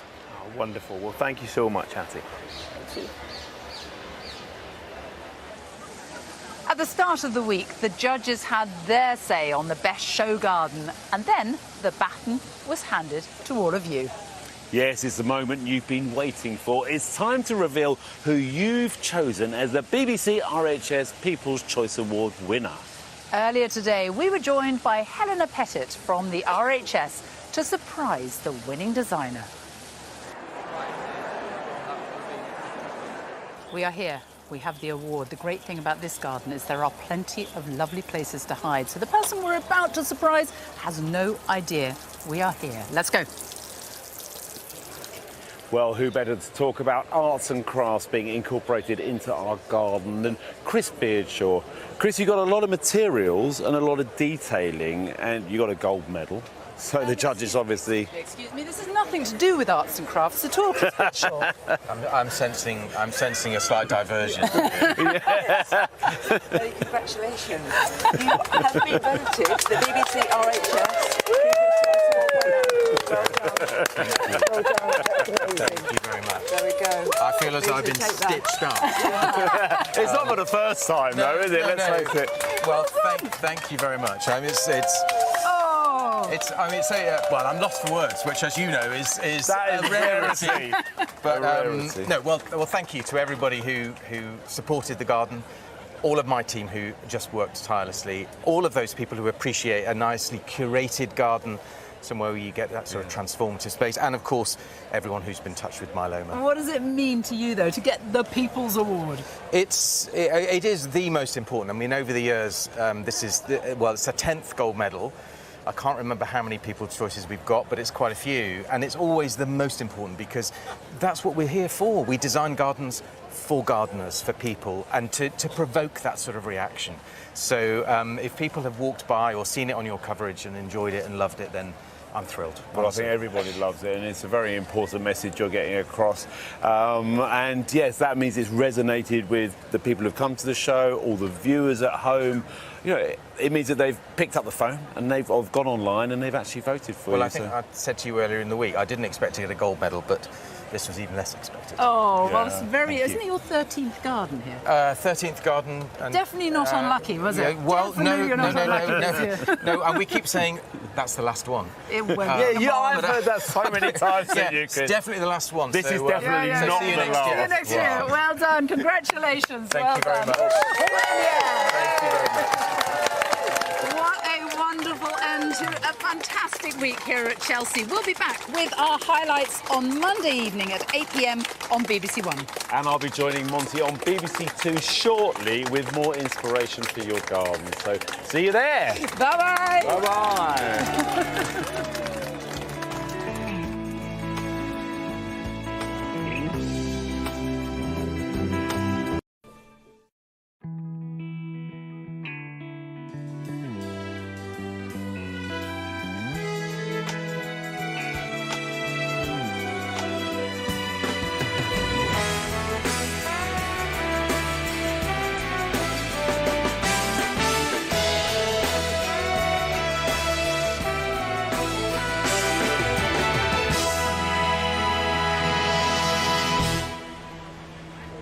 Hello and welcome back to Chelsea.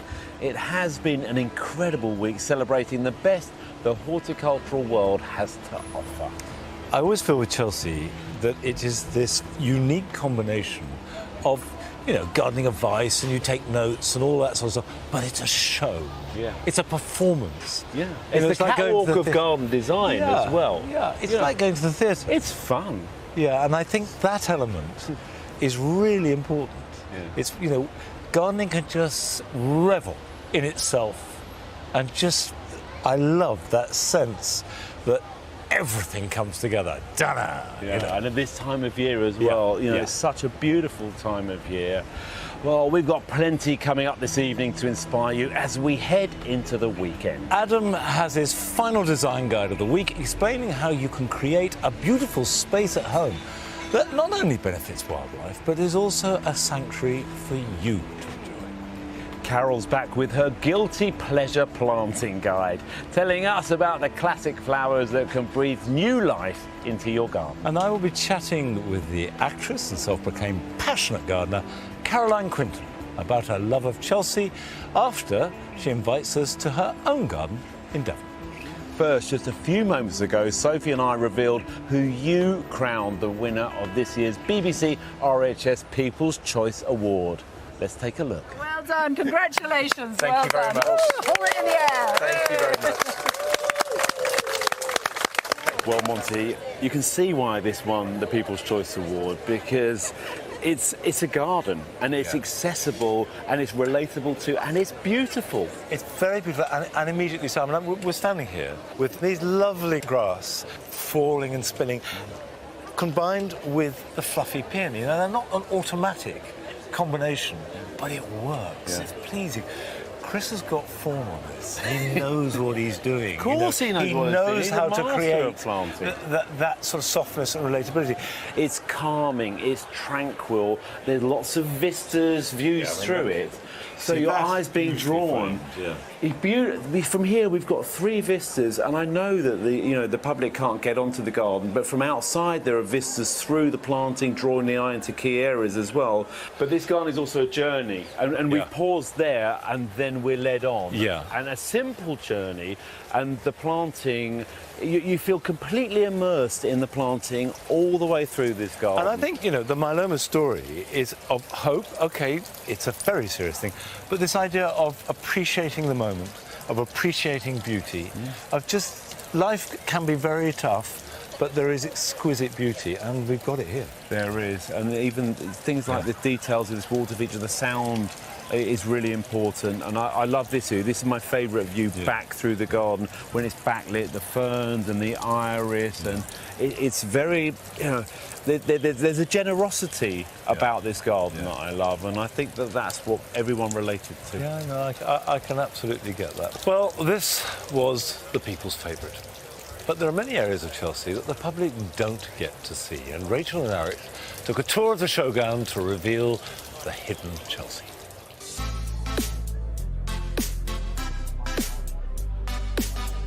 So we're coming to the end of the week, Eric, and I feel like we have seen so much of the show this year. Yeah, but even when you think you've seen it all, there are still so many hidden gems out there. This is true. You see.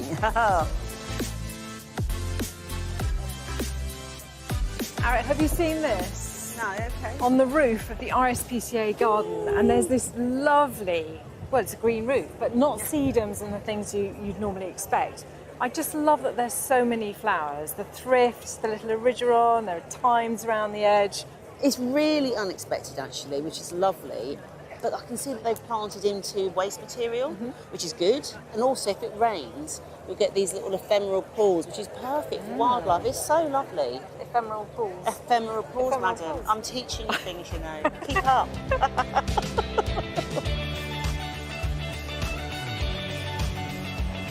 Rachel, come and have a look in here. I'm intrigued. You have to see this. Right. Have you ever seen anything like this? No, I haven't been in here all show. I've been here all week and not been in here. It's extraordinary. It's incredible. This containerised mushroom heaven is going to be relocated to its final destination, which is a community garden, so that people can grow their own mushrooms. Amazing. I love it. So I thought you had to see this. Thank you.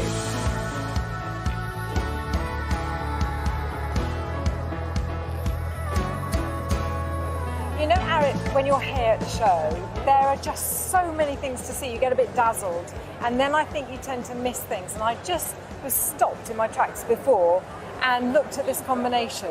Very simple, the trollia is so pretty. That geranium Mayflower is so beautiful. You know, you are so right. And the colour combination, look at that stem. Yeah. Oh, beautiful, isn't it? I thought you'd like that. I definitely like that. I love it, actually. Thank you for that. Now, Rachel, at Chelsea, there's the familiar, yeah? There's the roses and the ferns, Yeah. but take a look at those over there, Aracemas. How unusual are they? There's always the weird and the wonderful at Chelsea, I They think. are amazing. You know what they actually remind me of? It might sound weird. They look like meerkats. Don't you think? They do. I shall never look at them the same again. Oh, great, amazing. brilliant.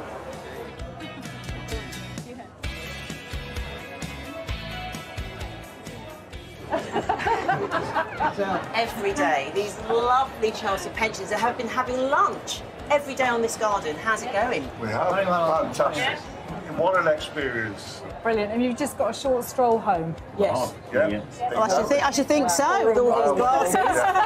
Well, we can see this is party central here, so Definitely. maybe we'd better leave. We'll leave you to it, James. Thank you very much. Thank you. Thank you.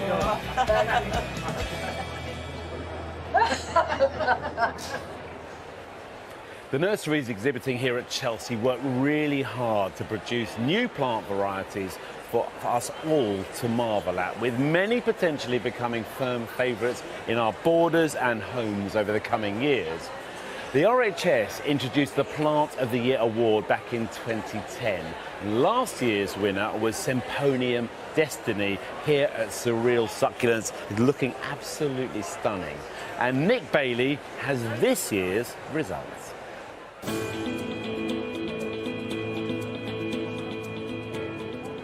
There's a huge range of new plants on display this year at Chelsea, and in order to be entered into the RHS Plant of the Year, they have to go through a pretty rigorous judging process. Now, they're assessed for innovation, impact and appeal. Now, before I reveal the RHS Plant of the Year, let's have a look at some of the runners-up.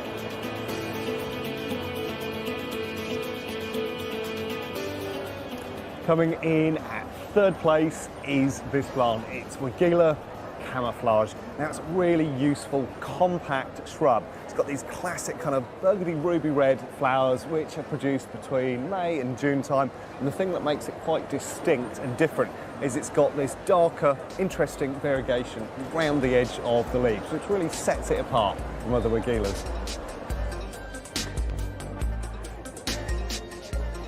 Coming in at second place is this extraordinary Hydrangea Euphoria Pink. That's a really special plant that's all about colour. It starts the year with tritone foliage in green, pink and white, and then come into midsummer and it produces these beautiful multi-tonal flowers. And what's really useful is it's a super compact plant, not much more than about a metre, and perfect in dappled shade.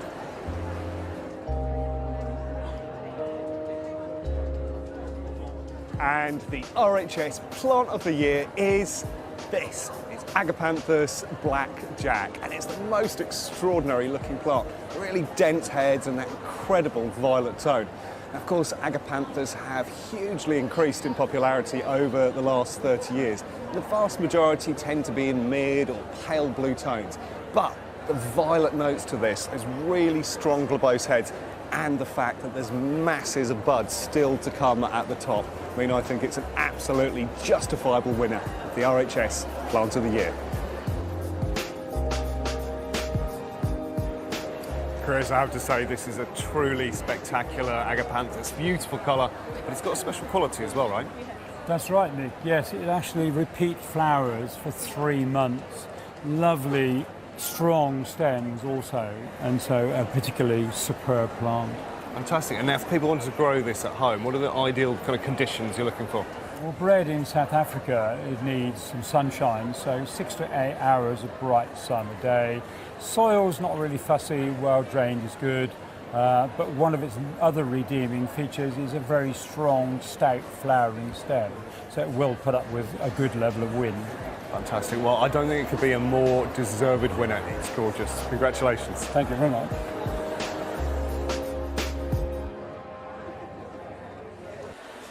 Congratulations to you all.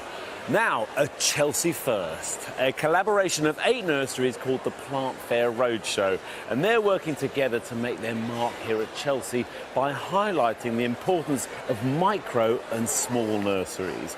We caught up with them during their preparations for the show.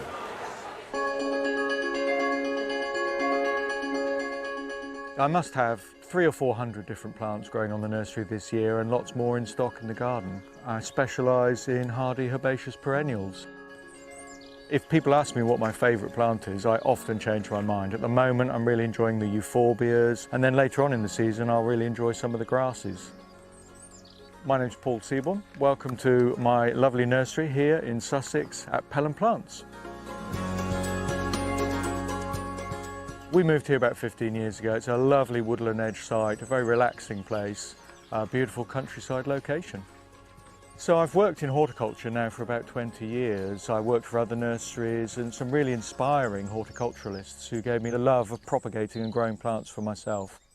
The idea of setting up my own nursery was beyond my dreams, but starting a garden here and then slowly developing a nursery over the last 15 years has been really exciting. We're a very small nursery. We pretty much propagate almost everything that we sell here. I suppose on that micro scale, we have to be careful how we manage our time. I know going to plant fairs is one of the best ways to access a huge range of plants and get lots of advice.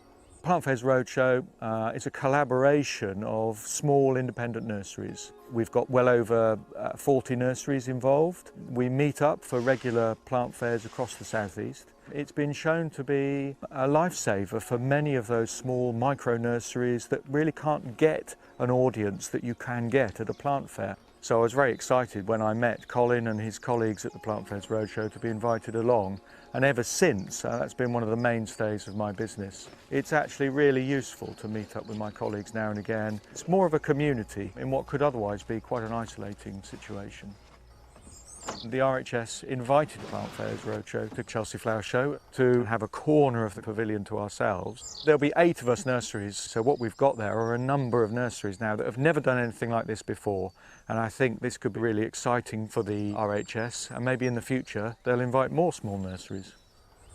So these are some of the plants we're growing for Chelsea. I've got them in the shady tunnel to try and cool them down, and I don't want them to peak too soon. This is Geranium phaeum. I'm a little concerned that these are flowering too early. This is a beautiful Thalictrum. This is Thalictrum black stockings, so named for its really dark stems. Sadly, these large plants that I was hoping to take to Chelsea, I think the buds are opening too soon, and I think the flowers will be too far ahead. But luckily, I'm hoping that a backup plan of some younger plants which are further behind. So fingers crossed, we'll have a good selection for the day. Okay, that's great. All set, off to the roadshow.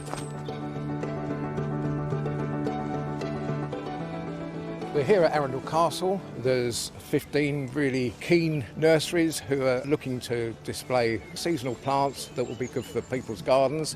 Hopefully there's going to be hordes of people steaming in to buy all our lovely plants. I'm Colin Moat. I'm the event coordinator for Plant Fairs Roadshow. Survive the journey. Given the cold spring, how's it going? What are the plants looking like? Trying to get things ready for a particular few days in May, that's been probably the most difficult thing this year. The exhibitors we've got here today who are doing Chelsea are Swallowfield, who's a new exhibitor, Rachel Castle, Miles Japanese Maples, Paul of Pelham, all 3 of those that have never done Chelsea before. We've got Graham at Plant Base, who has done Chelsea quite a few times. We then have No Name Nursery, Steve Edney and Lou Dale, and the cheeky little nursery called Pineview Plants, which is myself. Last but by no means least, we've got gold medal winning Daisy Roots, Annie Godfrey, who is still not forgiven me for making her in charge of the Chelsea plot. So as one of the more experienced exhibitors at Chelsea amongst the Plant Fair Roadshow group, I'm kind of the person at the end of the phone or the email if anyone's got a question, and hopefully answering so that everyone feels more comfortable about and less petrified of doing the huge thing that is Chelsea Flower Show, yeah. This will be our first time exhibiting at Chelsea, and we're very excited about it. I feel that as a whole, we are much more than our individual parts. When we come together, we make something wonderful, and I think the public are going to enjoy the story of our nurseries. We're all really excited to be exhibiting at Chelsea. Who wouldn't be? There is a lot of trepidation, but actually working together as a team, even though it's individual displays, it's just really exciting, and we're loving it. Chelsea's not very far away now, and this is the first time we've ever taken part in the RHS Speciality Corner. So to bring all of these 8 nurseries together, we're all getting very excited. We've shared a few ideas today, and hopefully, who knows, we may get some good results in the end.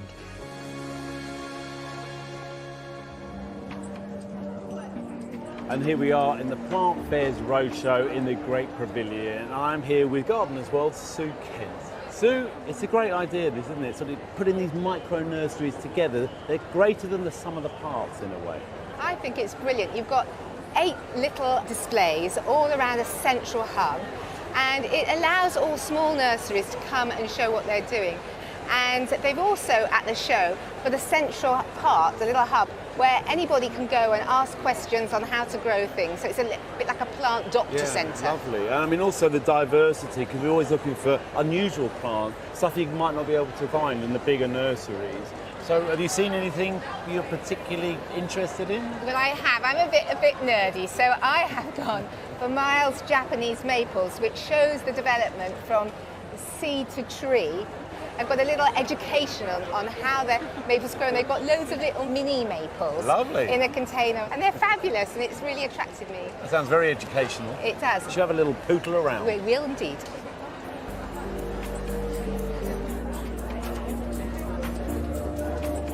So Paul, your first Chelsea ever. How's it been? Oh, it's been great. I'm completely out of my comfort zone, but I loved it. Putting this together has been amazing. But it's not just you, is it? Because it's a team effort here. Yeah, absolutely. So we're a group of nurseries as part of the Plant Fairs Roadshow, and without them kind of supporting me in the build-up and on the days preparing, it would have been a lot harder work. Well, I mean, it looks absolutely beautiful. I have to say, you know, you divided the exhibit in 2 halves.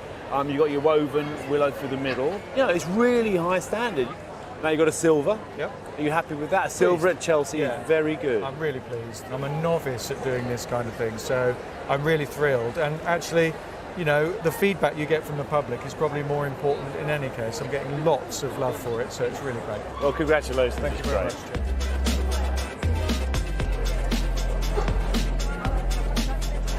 So Steve and Lou, this is your first time at Chelsea as the No Name Nursery. So how are people responding to the Plant Show Roadshow as a whole, and particularly to your stand? Well, I think they're loving our stand because it's so unusual. And I think certainly the concept of a collective of nurseries that hold plant fairs at venues around the southeast, I think it's going down really well with people that have not heard of us before. You know, we grow really unusual and interesting plants, we think. Obviously, you've got a silver gill, and are you pleased? Yeah, of course. I mean, you think, must be. Yeah, I think you should be. It's absolutely wonderful. So what question are you most being asked by the visitors? What's the name of the giraffe? No. And what is the name of the giraffe? It doesn't have a name. It doesn't have a name. So it's No Name Giraffe then. Excellent.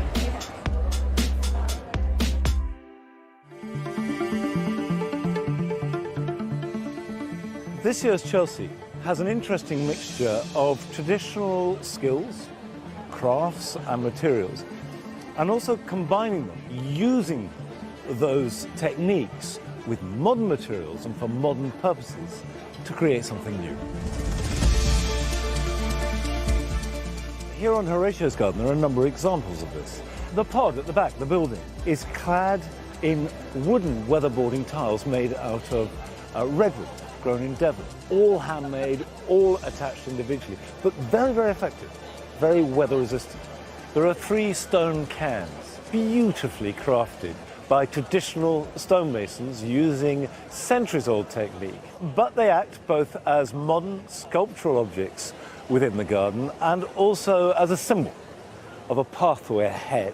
The path made out of terrazzo, using waste stone, very often marble, traditionally bound with cement to create this hard surface. But this is now using a cement-free mixture which is porous. So for a wheelchair user, there are no wet slicks, and you have a beautifully smooth, even, and this is really important if you're on a wheelchair, surface. And finally, a water feature, embellished with the dyes from the tool makers from the Sheffield cutlery industry. Because the garden, when the show is over, it's being relocated to the spinal injuries unit at Sheffield. So these various traditional techniques, slightly repurposed, reinterpreted, but all coming together in this garden. The British Crafts Garden, designed by Tom Hoblin, has taken the relationship between nature, and particularly woodland, and crafts, and then modernized them in some way or other. So, for example, even the flags on the floor, Chatsworth stone, has been laid, but then polished to reveal the fossils, which are normally hidden inside. And this structure, the main building on the spot, is based upon the arts and crafts love of using floral and foliage motifs on everything from fabrics to buildings, but done it in a completely modern way, using art, using metal. And finally, the garden bench, which is made out of yew, is completely bespoke, very modern, but of course the techniques needed to make it and the principle of making something beautiful for a garden are based upon very traditional crafts.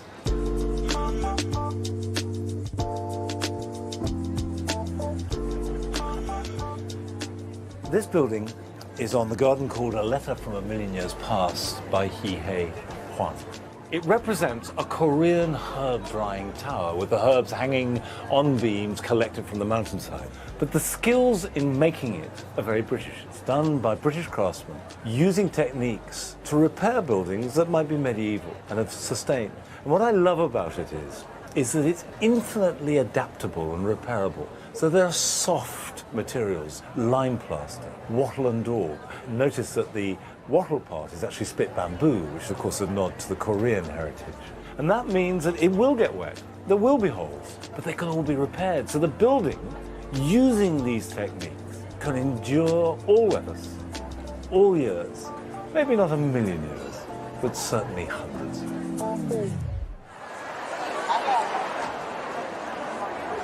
Now it's not just hard landscaping that's being adapted and sometimes modernised here at Chelsea. There are some classic plants that were once heralded as superstars but have fallen out of fashion that are now being revived for a new generation. Here's Carol with her guide to the plants she thinks we all need to learn to love again. Every so often, things that we've deemed our absolute favourites fall below the popularity line. And I want to make sure some of those plants get a true revival. Fuchsias, I suppose, are a typical example. I love fuchsias because not only are they easy to grow, but also they must be one of the most simple things to propagate. Ordinarily, you'd always take your cuttings directly below a leaf node. You can with fuchsias, but you can also take them internodally. So anywhere up this stem, snip it off, put it around the edge of a pot of gritty compost, water it well once, and put it in a warm, bright place out of direct sunlight.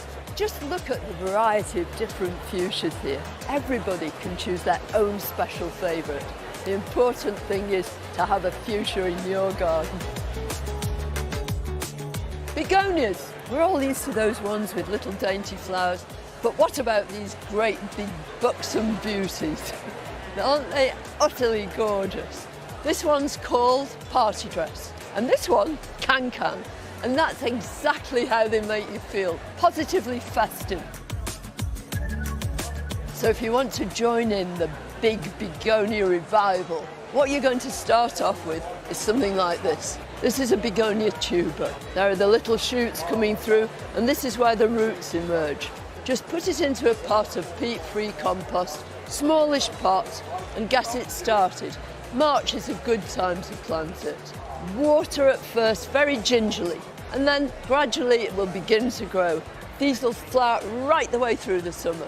When the first frost comes, take it indoors at that point, then store it for the winter in bark or dry compost. And then, next March, start all over again. Well, these begonias we grow for their gorgeous flowers. but there are others which are famed for their foliage. Who would have thought that leaves could be so luscious? Just look at the drama in these beautiful leaves of this Begonia rex. If you want to make more of these lovely plants, it's such good fun. You simply take a mature leaf, make sure it's full grown but not shriveled at all. Get a little tray of compost, cut your leaf up into squares, probably sort of inch squares, I don't do centimetres. And then weight each one down maybe with a little pebble. Having watered it well, leave it alone. Eventually, every one of the leaf veins which is in contact with the compost will make a small new plantlet. And eventually, the big leaf will shrivel and you can detach those plantlets, making a brand new clone of exactly the same plant. They're simple, straightforward plants to grow and so very, very rewarding. And now you know how to make more.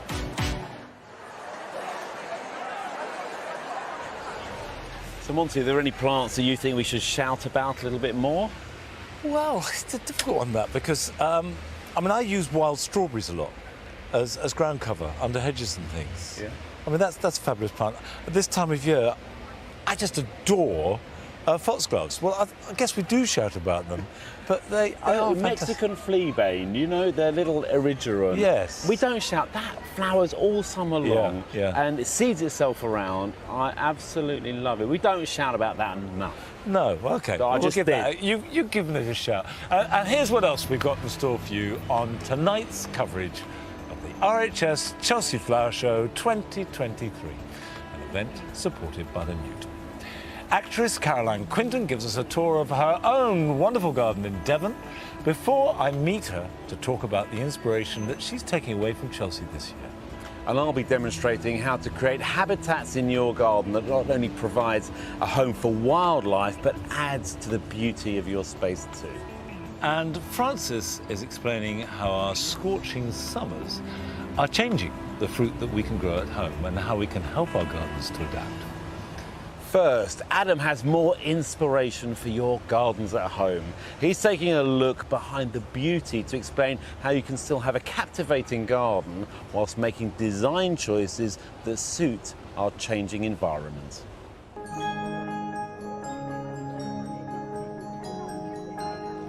This week I've been looking how designers use materials and plants to create these beautiful spaces, whilst being mindful of their environmental impact.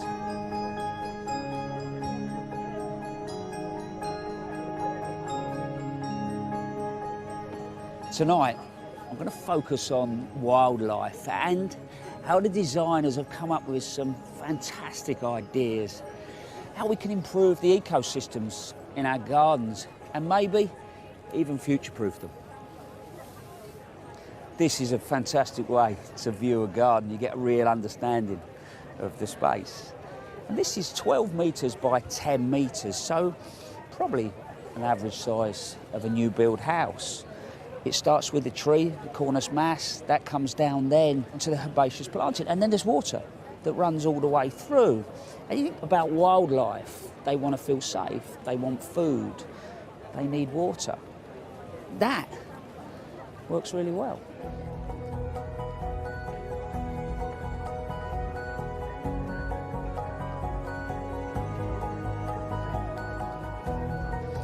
Martin, the designer, has used all UK sourced timber to create this, well, rather charming building. This is all large. It silvers down, doesn't need any treatment, and looks great. But the bit I really love is it doubles as a bird hide. You don't need anything this grand. You imagine this could just be a screen in the garden with a little slot through it. Put a chair behind, a little feeder over there. Job done. You can enjoy the birds. Those bird boxes behind me, they are that reminder. It's worth doing a little bit of research. What are the birds that come into your garden? How do they want to live?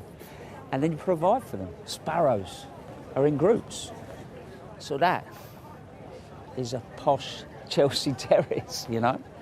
But again, the cracks, the crevices, over time, Even a wall in your garden will take on a life of its own.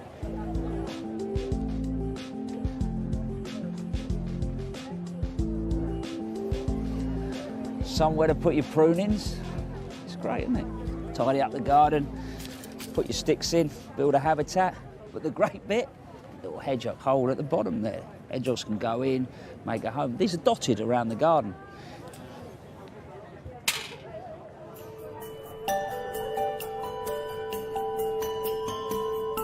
As you sit here, you can feel yourself calming, and this planting, the wildlife's in there, it's busy doing its thing.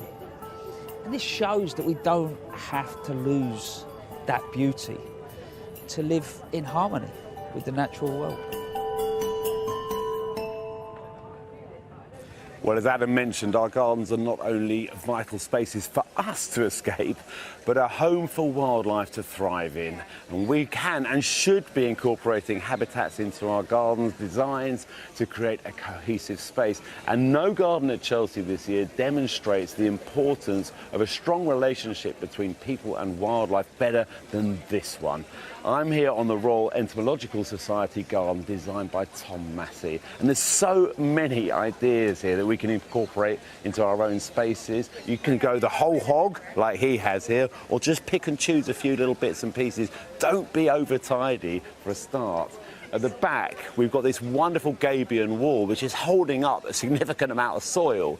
Now, gabions are just wire baskets, and they're brilliant when you're terracing a slope, and you put the wire basket in, and you can fill it with anything you want, you know, rocks or stones or timber or terracotta pots like he has here, and they're creating the important nooks and crannies for insects, for the habitat, for them to overwinter in. We've got decaying wood in various forms. Here it's just lying on the bank, and over there it's a lovely sculptural piece in the garden. And this is a permeable surface. Now this means that water can drain through, which is important rather than going down the drain and increasing flash flooding and stuff like that. But it also means that burrowing insects and animals can get down through into the soil beneath. Really simple ideas that we can all think about. Over here we've got water, and water is a magnet for wildlife. If you can incorporate it, even just a little puddle in your garden, it will bring a whole range, as well as birds to drink from. You'll have little pond skaters and maybe newts and toads and everything, and you're creating this whole habitat that is all interlinked and working together. So foliage is important, not just living foliage on the plants, but when the leaves drop onto the ground and start decaying, again, it gives nice cover for insects, so don't be overly tidy. This is a great example. Just let it go a little bit and think about everything you put in and how it's all working for wildlife. And this is certainly working, because throughout the week, you know, that's a huge lab you see behind you, that main structure, which is brilliant, I think. And there have been 75 10-minute surveys taken throughout the week on this garden, and there's been 211 visits from all different insects. Don't know where they're going to go at the end of the show, but they might come to your garden if you create the right habitat for them. For the first time in over a decade, the RHS has a new Director General in charge. Claire Matheson has already made her mark by holding a picnic for 100 children for the first time in the show's history, and is championing getting more young people into gardening. And I'm thrilled that Claire is with me now. Claire, so is the fact of getting young people into gardening the single most important thing at the moment, or is that just one of the many plans you have?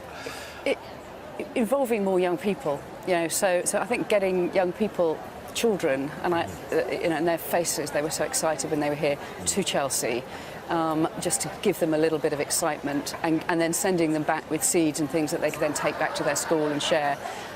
You know, it's the start of saying, let's start young with gardening with children, Yeah. and I think just getting that message out Because to the there's world. no question about it, that like it or not, gardening, the RHS, in general, has a slightly middle-aged sort of reference point, doesn't it? So what we're looking at is how do we make sure, whether, you know, right from sort of birth, curious child, sort of inquiring adolescent, all the way through to kind of that sort of late accomplishment, that how do we make sure that there's something for everybody? Do you think that this year's show is reflecting that? I hope so. I hope it's sort of there's something for everybody here. We've noticed that there's a lot of charities involved in the big show gardens. Yeah, Is that going to continue? I think it's a really interesting point. There's, you know, I think it's wonderful that Chelsea can highlight those charities.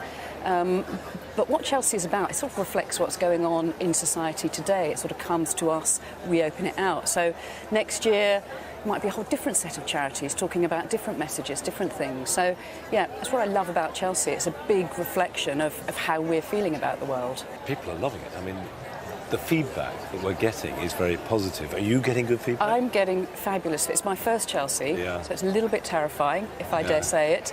But we're coming to the end of the week, and it's been fabulous. And I am getting so many people, whether they're watching it on the television or, you know, people who are coming and talking to people here. Also our exhibitors, our designers. You know, so much work goes on behind the scenes to make this what I think is the best show for horticulture in the world. What about the other shows that are coming, that are following through? You've got Hampton, you've got Tatton.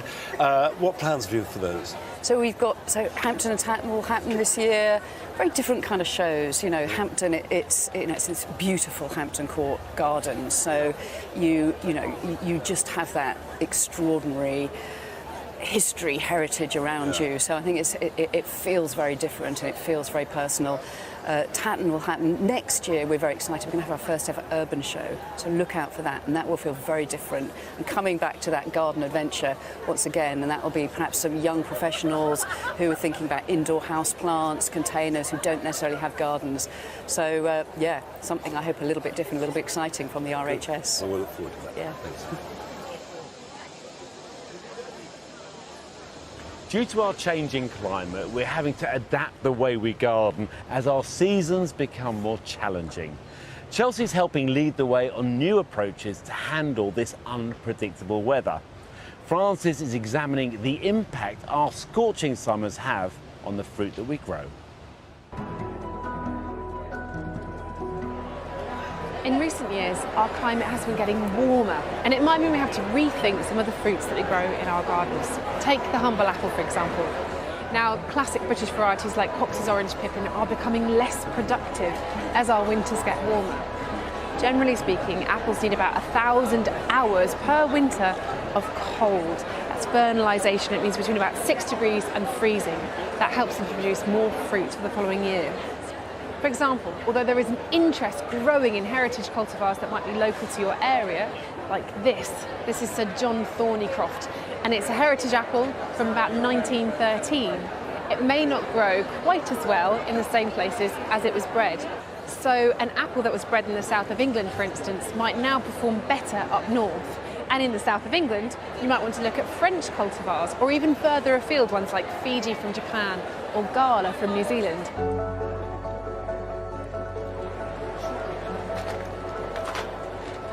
So what makes a fruit a fruit? Well, botanically speaking, it's the part of a plant that contains the seeds.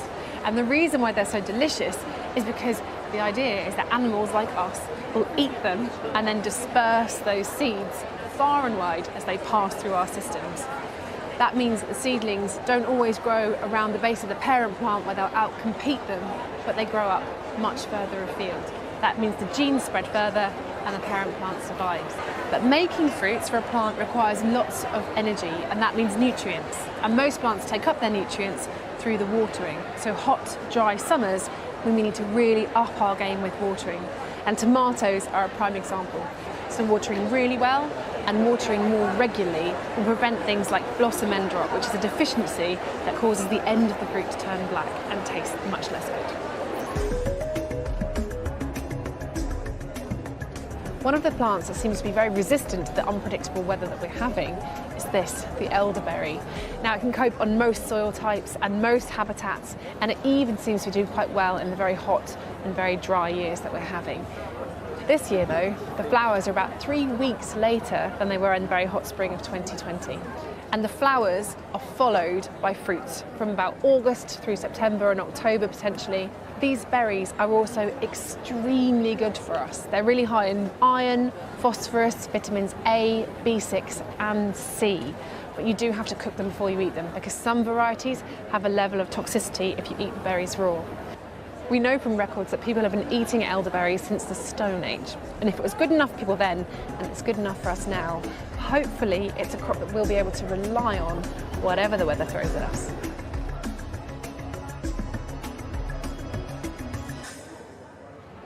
Now, in a minute or two, I'm going to be joined by the actress of stage and screen, Caroline Quinton, who's a self-professed, passionate gardener and a familiar face here at Chelsea. But before I meet her, let's take a look at her own large garden that she's created at her home in Devon. My garden is my solace. I use it as a sort of respite, really, from the world. I'm Caroline Quinton. I'm an actor, a presenter, a writer, and a passionate amateur gardener. I'm delighted to welcome you to my garden, otherwise known as CQ Gardens headquarters. This is my home in Devon. We're not far from the market town of Tiverton. We've been here for about 20 years, and when we arrived there was a derelict house and there was no garden. The first thing I was keen to do was to put in this large pond. I planted the trees around the same time. When you look at them now, they look like they've been here for hundreds of years, but they haven't actually. They've been here about 15 years, probably most of them. If you listen, stop purring, no one can hear the birds. I started with a little plant pot on a kitchen window ledge. Growing things just was a miracle, and it still is. I've lost absolutely none of the joy. I still get exactly the same thrill. Every carrot I plant, every pea shoot that pops up is the same as when I first grew that little bit of cress on a windowsill. Come on, Gertie. This is the vegetable garden. I created this about 15 years ago, maybe a little more than that. Not much going on in this bed at the moment because we are very early in the year and it has been cold. There will be carrots growing here. I've got some Mitsuna. Don't know if you know your salad leaves. That's a really sharp, hot one. Further along here, there are radishes growing. They are tiny at the moment. Look how small they are. Oh, look, up. Oh my God. That has never happened before. I've never seen that. That was extraordinary. That was really right over my head. It was huge. Yes, as I said, it's so quiet here in the countryside. Hardly any noise. Here comes the tractor. I planted these in November. This is my garlic. And here are my globe artichokes. These were given to me by my postman, Paul. And I have to be a bit careful because he's had no luck with his, and I have huge success with mine, so don't tell him or he won't deliver any of my post. Look at that, Paul. I've just put my peas in here because I saw Monty putting his peas in. He was using hazel. I couldn't find any hazel, so I've used willow here. But underneath here are the most delicious little peas, and I can't wait to get them out of their pods.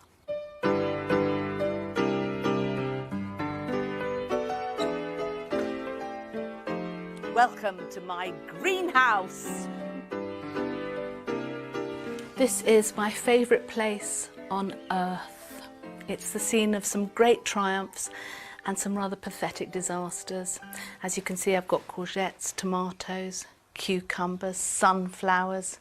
But you will also spot that there are a few pots with not much in them, and that's because I've had some failures in here too. But I think that is the sign of being a true gardener, when you fail and then the following year you try again. Who's meant to be in there? I'll tell you who's meant to be in there. A fabulous cucumber is meant to be in there, but he never showed up. Fortuitously, some of his other friends have, so I'll be all right.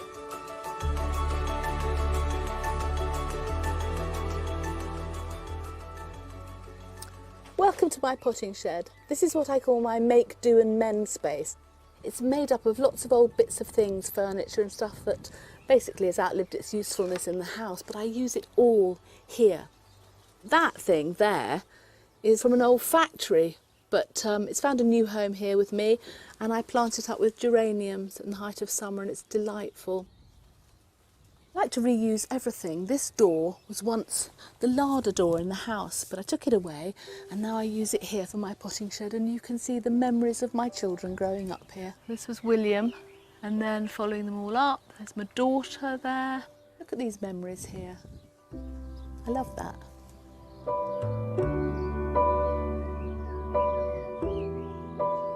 Chelsea for me is all about ideas, and I think this year a lot of us are focusing on good weeds, and I've always thought weeds are good. I'm way ahead in this regard. I have been cultivating weeds for years in this garden because I don't overmow, and nowadays we're all doing no mow May, and I think it's a brilliant thing because for our birds and our bees, the early dandelions and things like that are what keeps them going. So I think Chelsea's going to embrace that this year.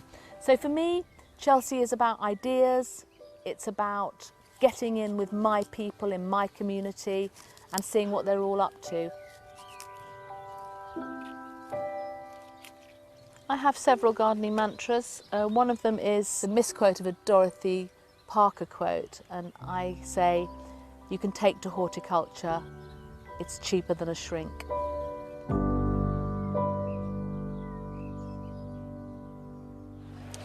And Caroline is with me here now. Caroline, hello.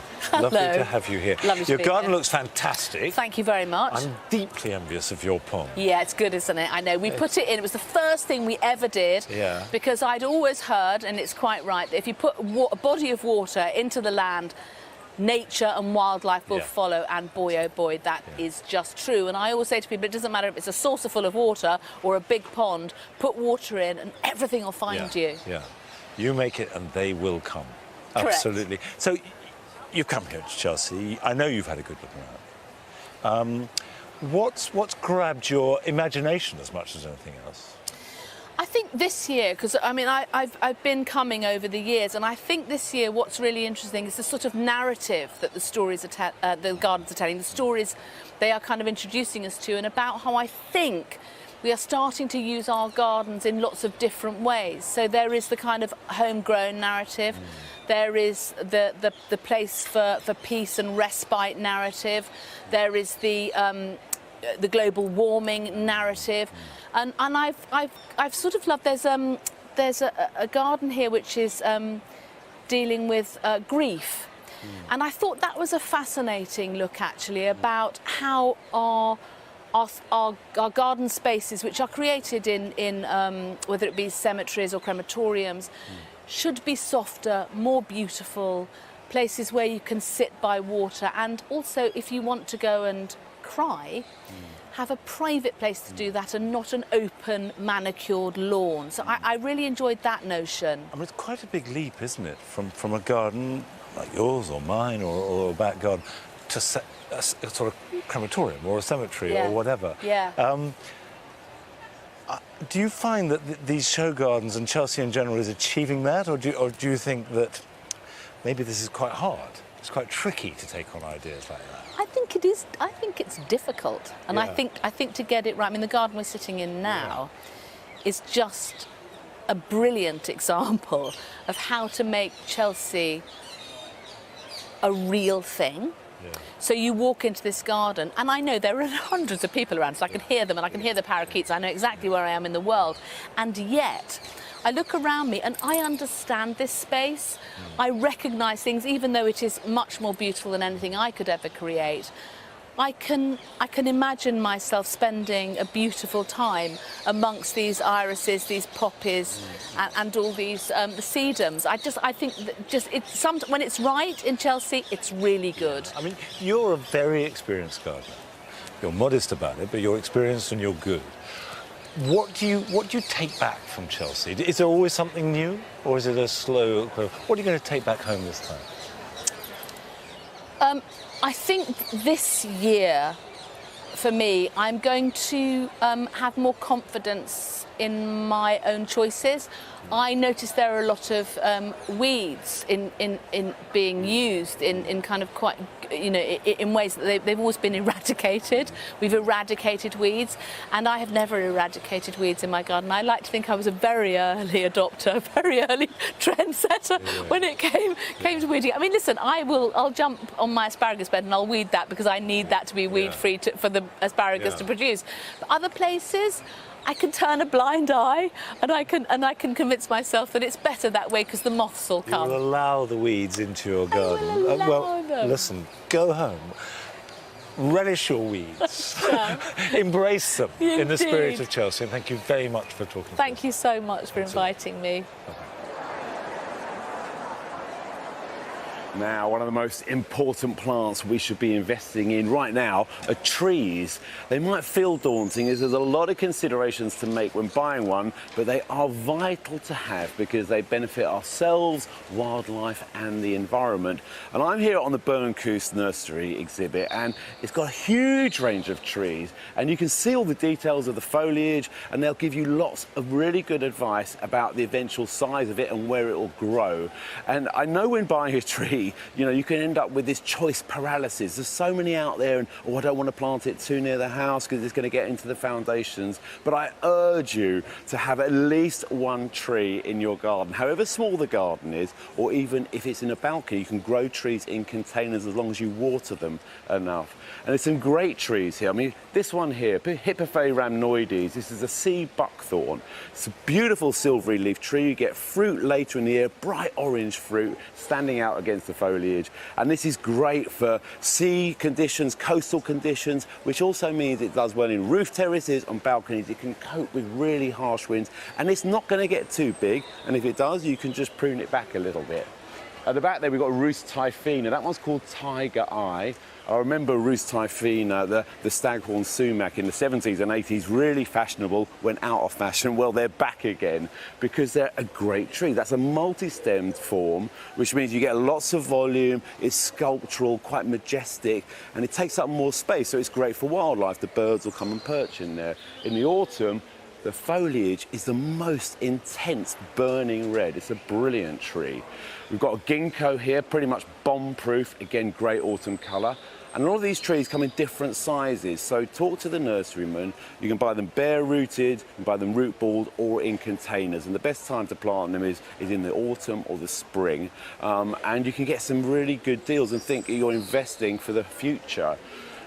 There's also one here that I'd like to point out, which is the eucalyptus over there. Eucalyptus, you know, massive, get enormous. Well, again, there's varieties that are more garden worthy. This is the eucalyptus, the dwarf snow gum. It'll only get to about 5 or 6 meters, and you can prune it back as well, and you get that lovely juvenile growth that florists adore. So don't get freaked out about trees. Make sure you get at least one in your garden.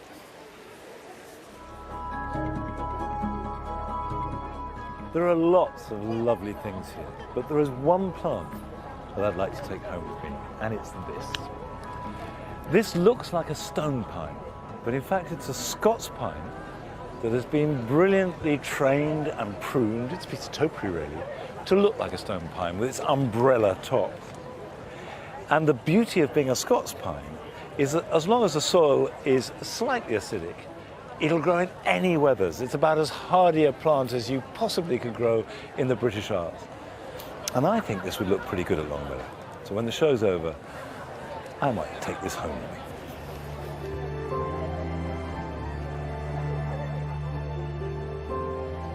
Now, having bagged myself a tree, I think that I'd like a water feature, and there is no better water feature here at Chelsea than this one by Mr. Ishihara on his biophilic garden. And what I love about this, apart from the beauty, is the ambition of it. It shows that for most of us, when we make a water feature, just the fact we've done it is a bit of an achievement in itself. But look what you can do. This was just a field, a bit of grass a few weeks ago. But with ingenuity, very simple pumps, some lovely rocks, you create a whole world of a mountainside and a little bit of water and a few square yards. And I could do with that back at home.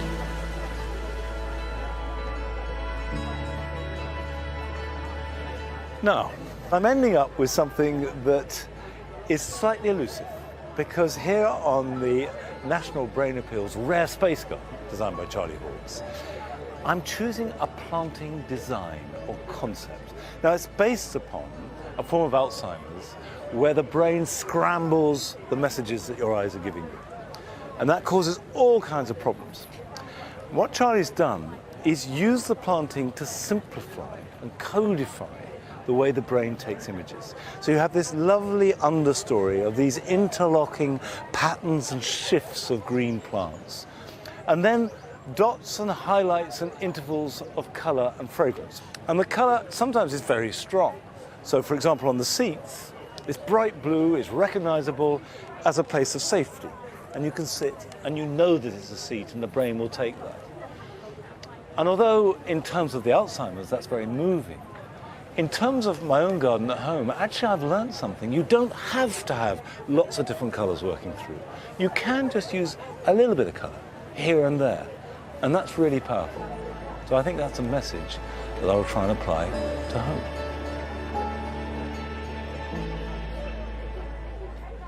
Well, what a great week it's been. And I think my main takeaway is, well, mainly from Cleve's garden, is, you know, a weed is only a weed if it's invasive or it becomes a problem. And actually there are, you know, areas of a garden where you can just encourage these wildflowers and, you know, nettles and what we would call weeds. You know, they're great for the environment. Just let them go. And I'm just letting myself go a little bit more. I love this new Joe, this loose, free person. Good. Go on. Okay, right, here we go.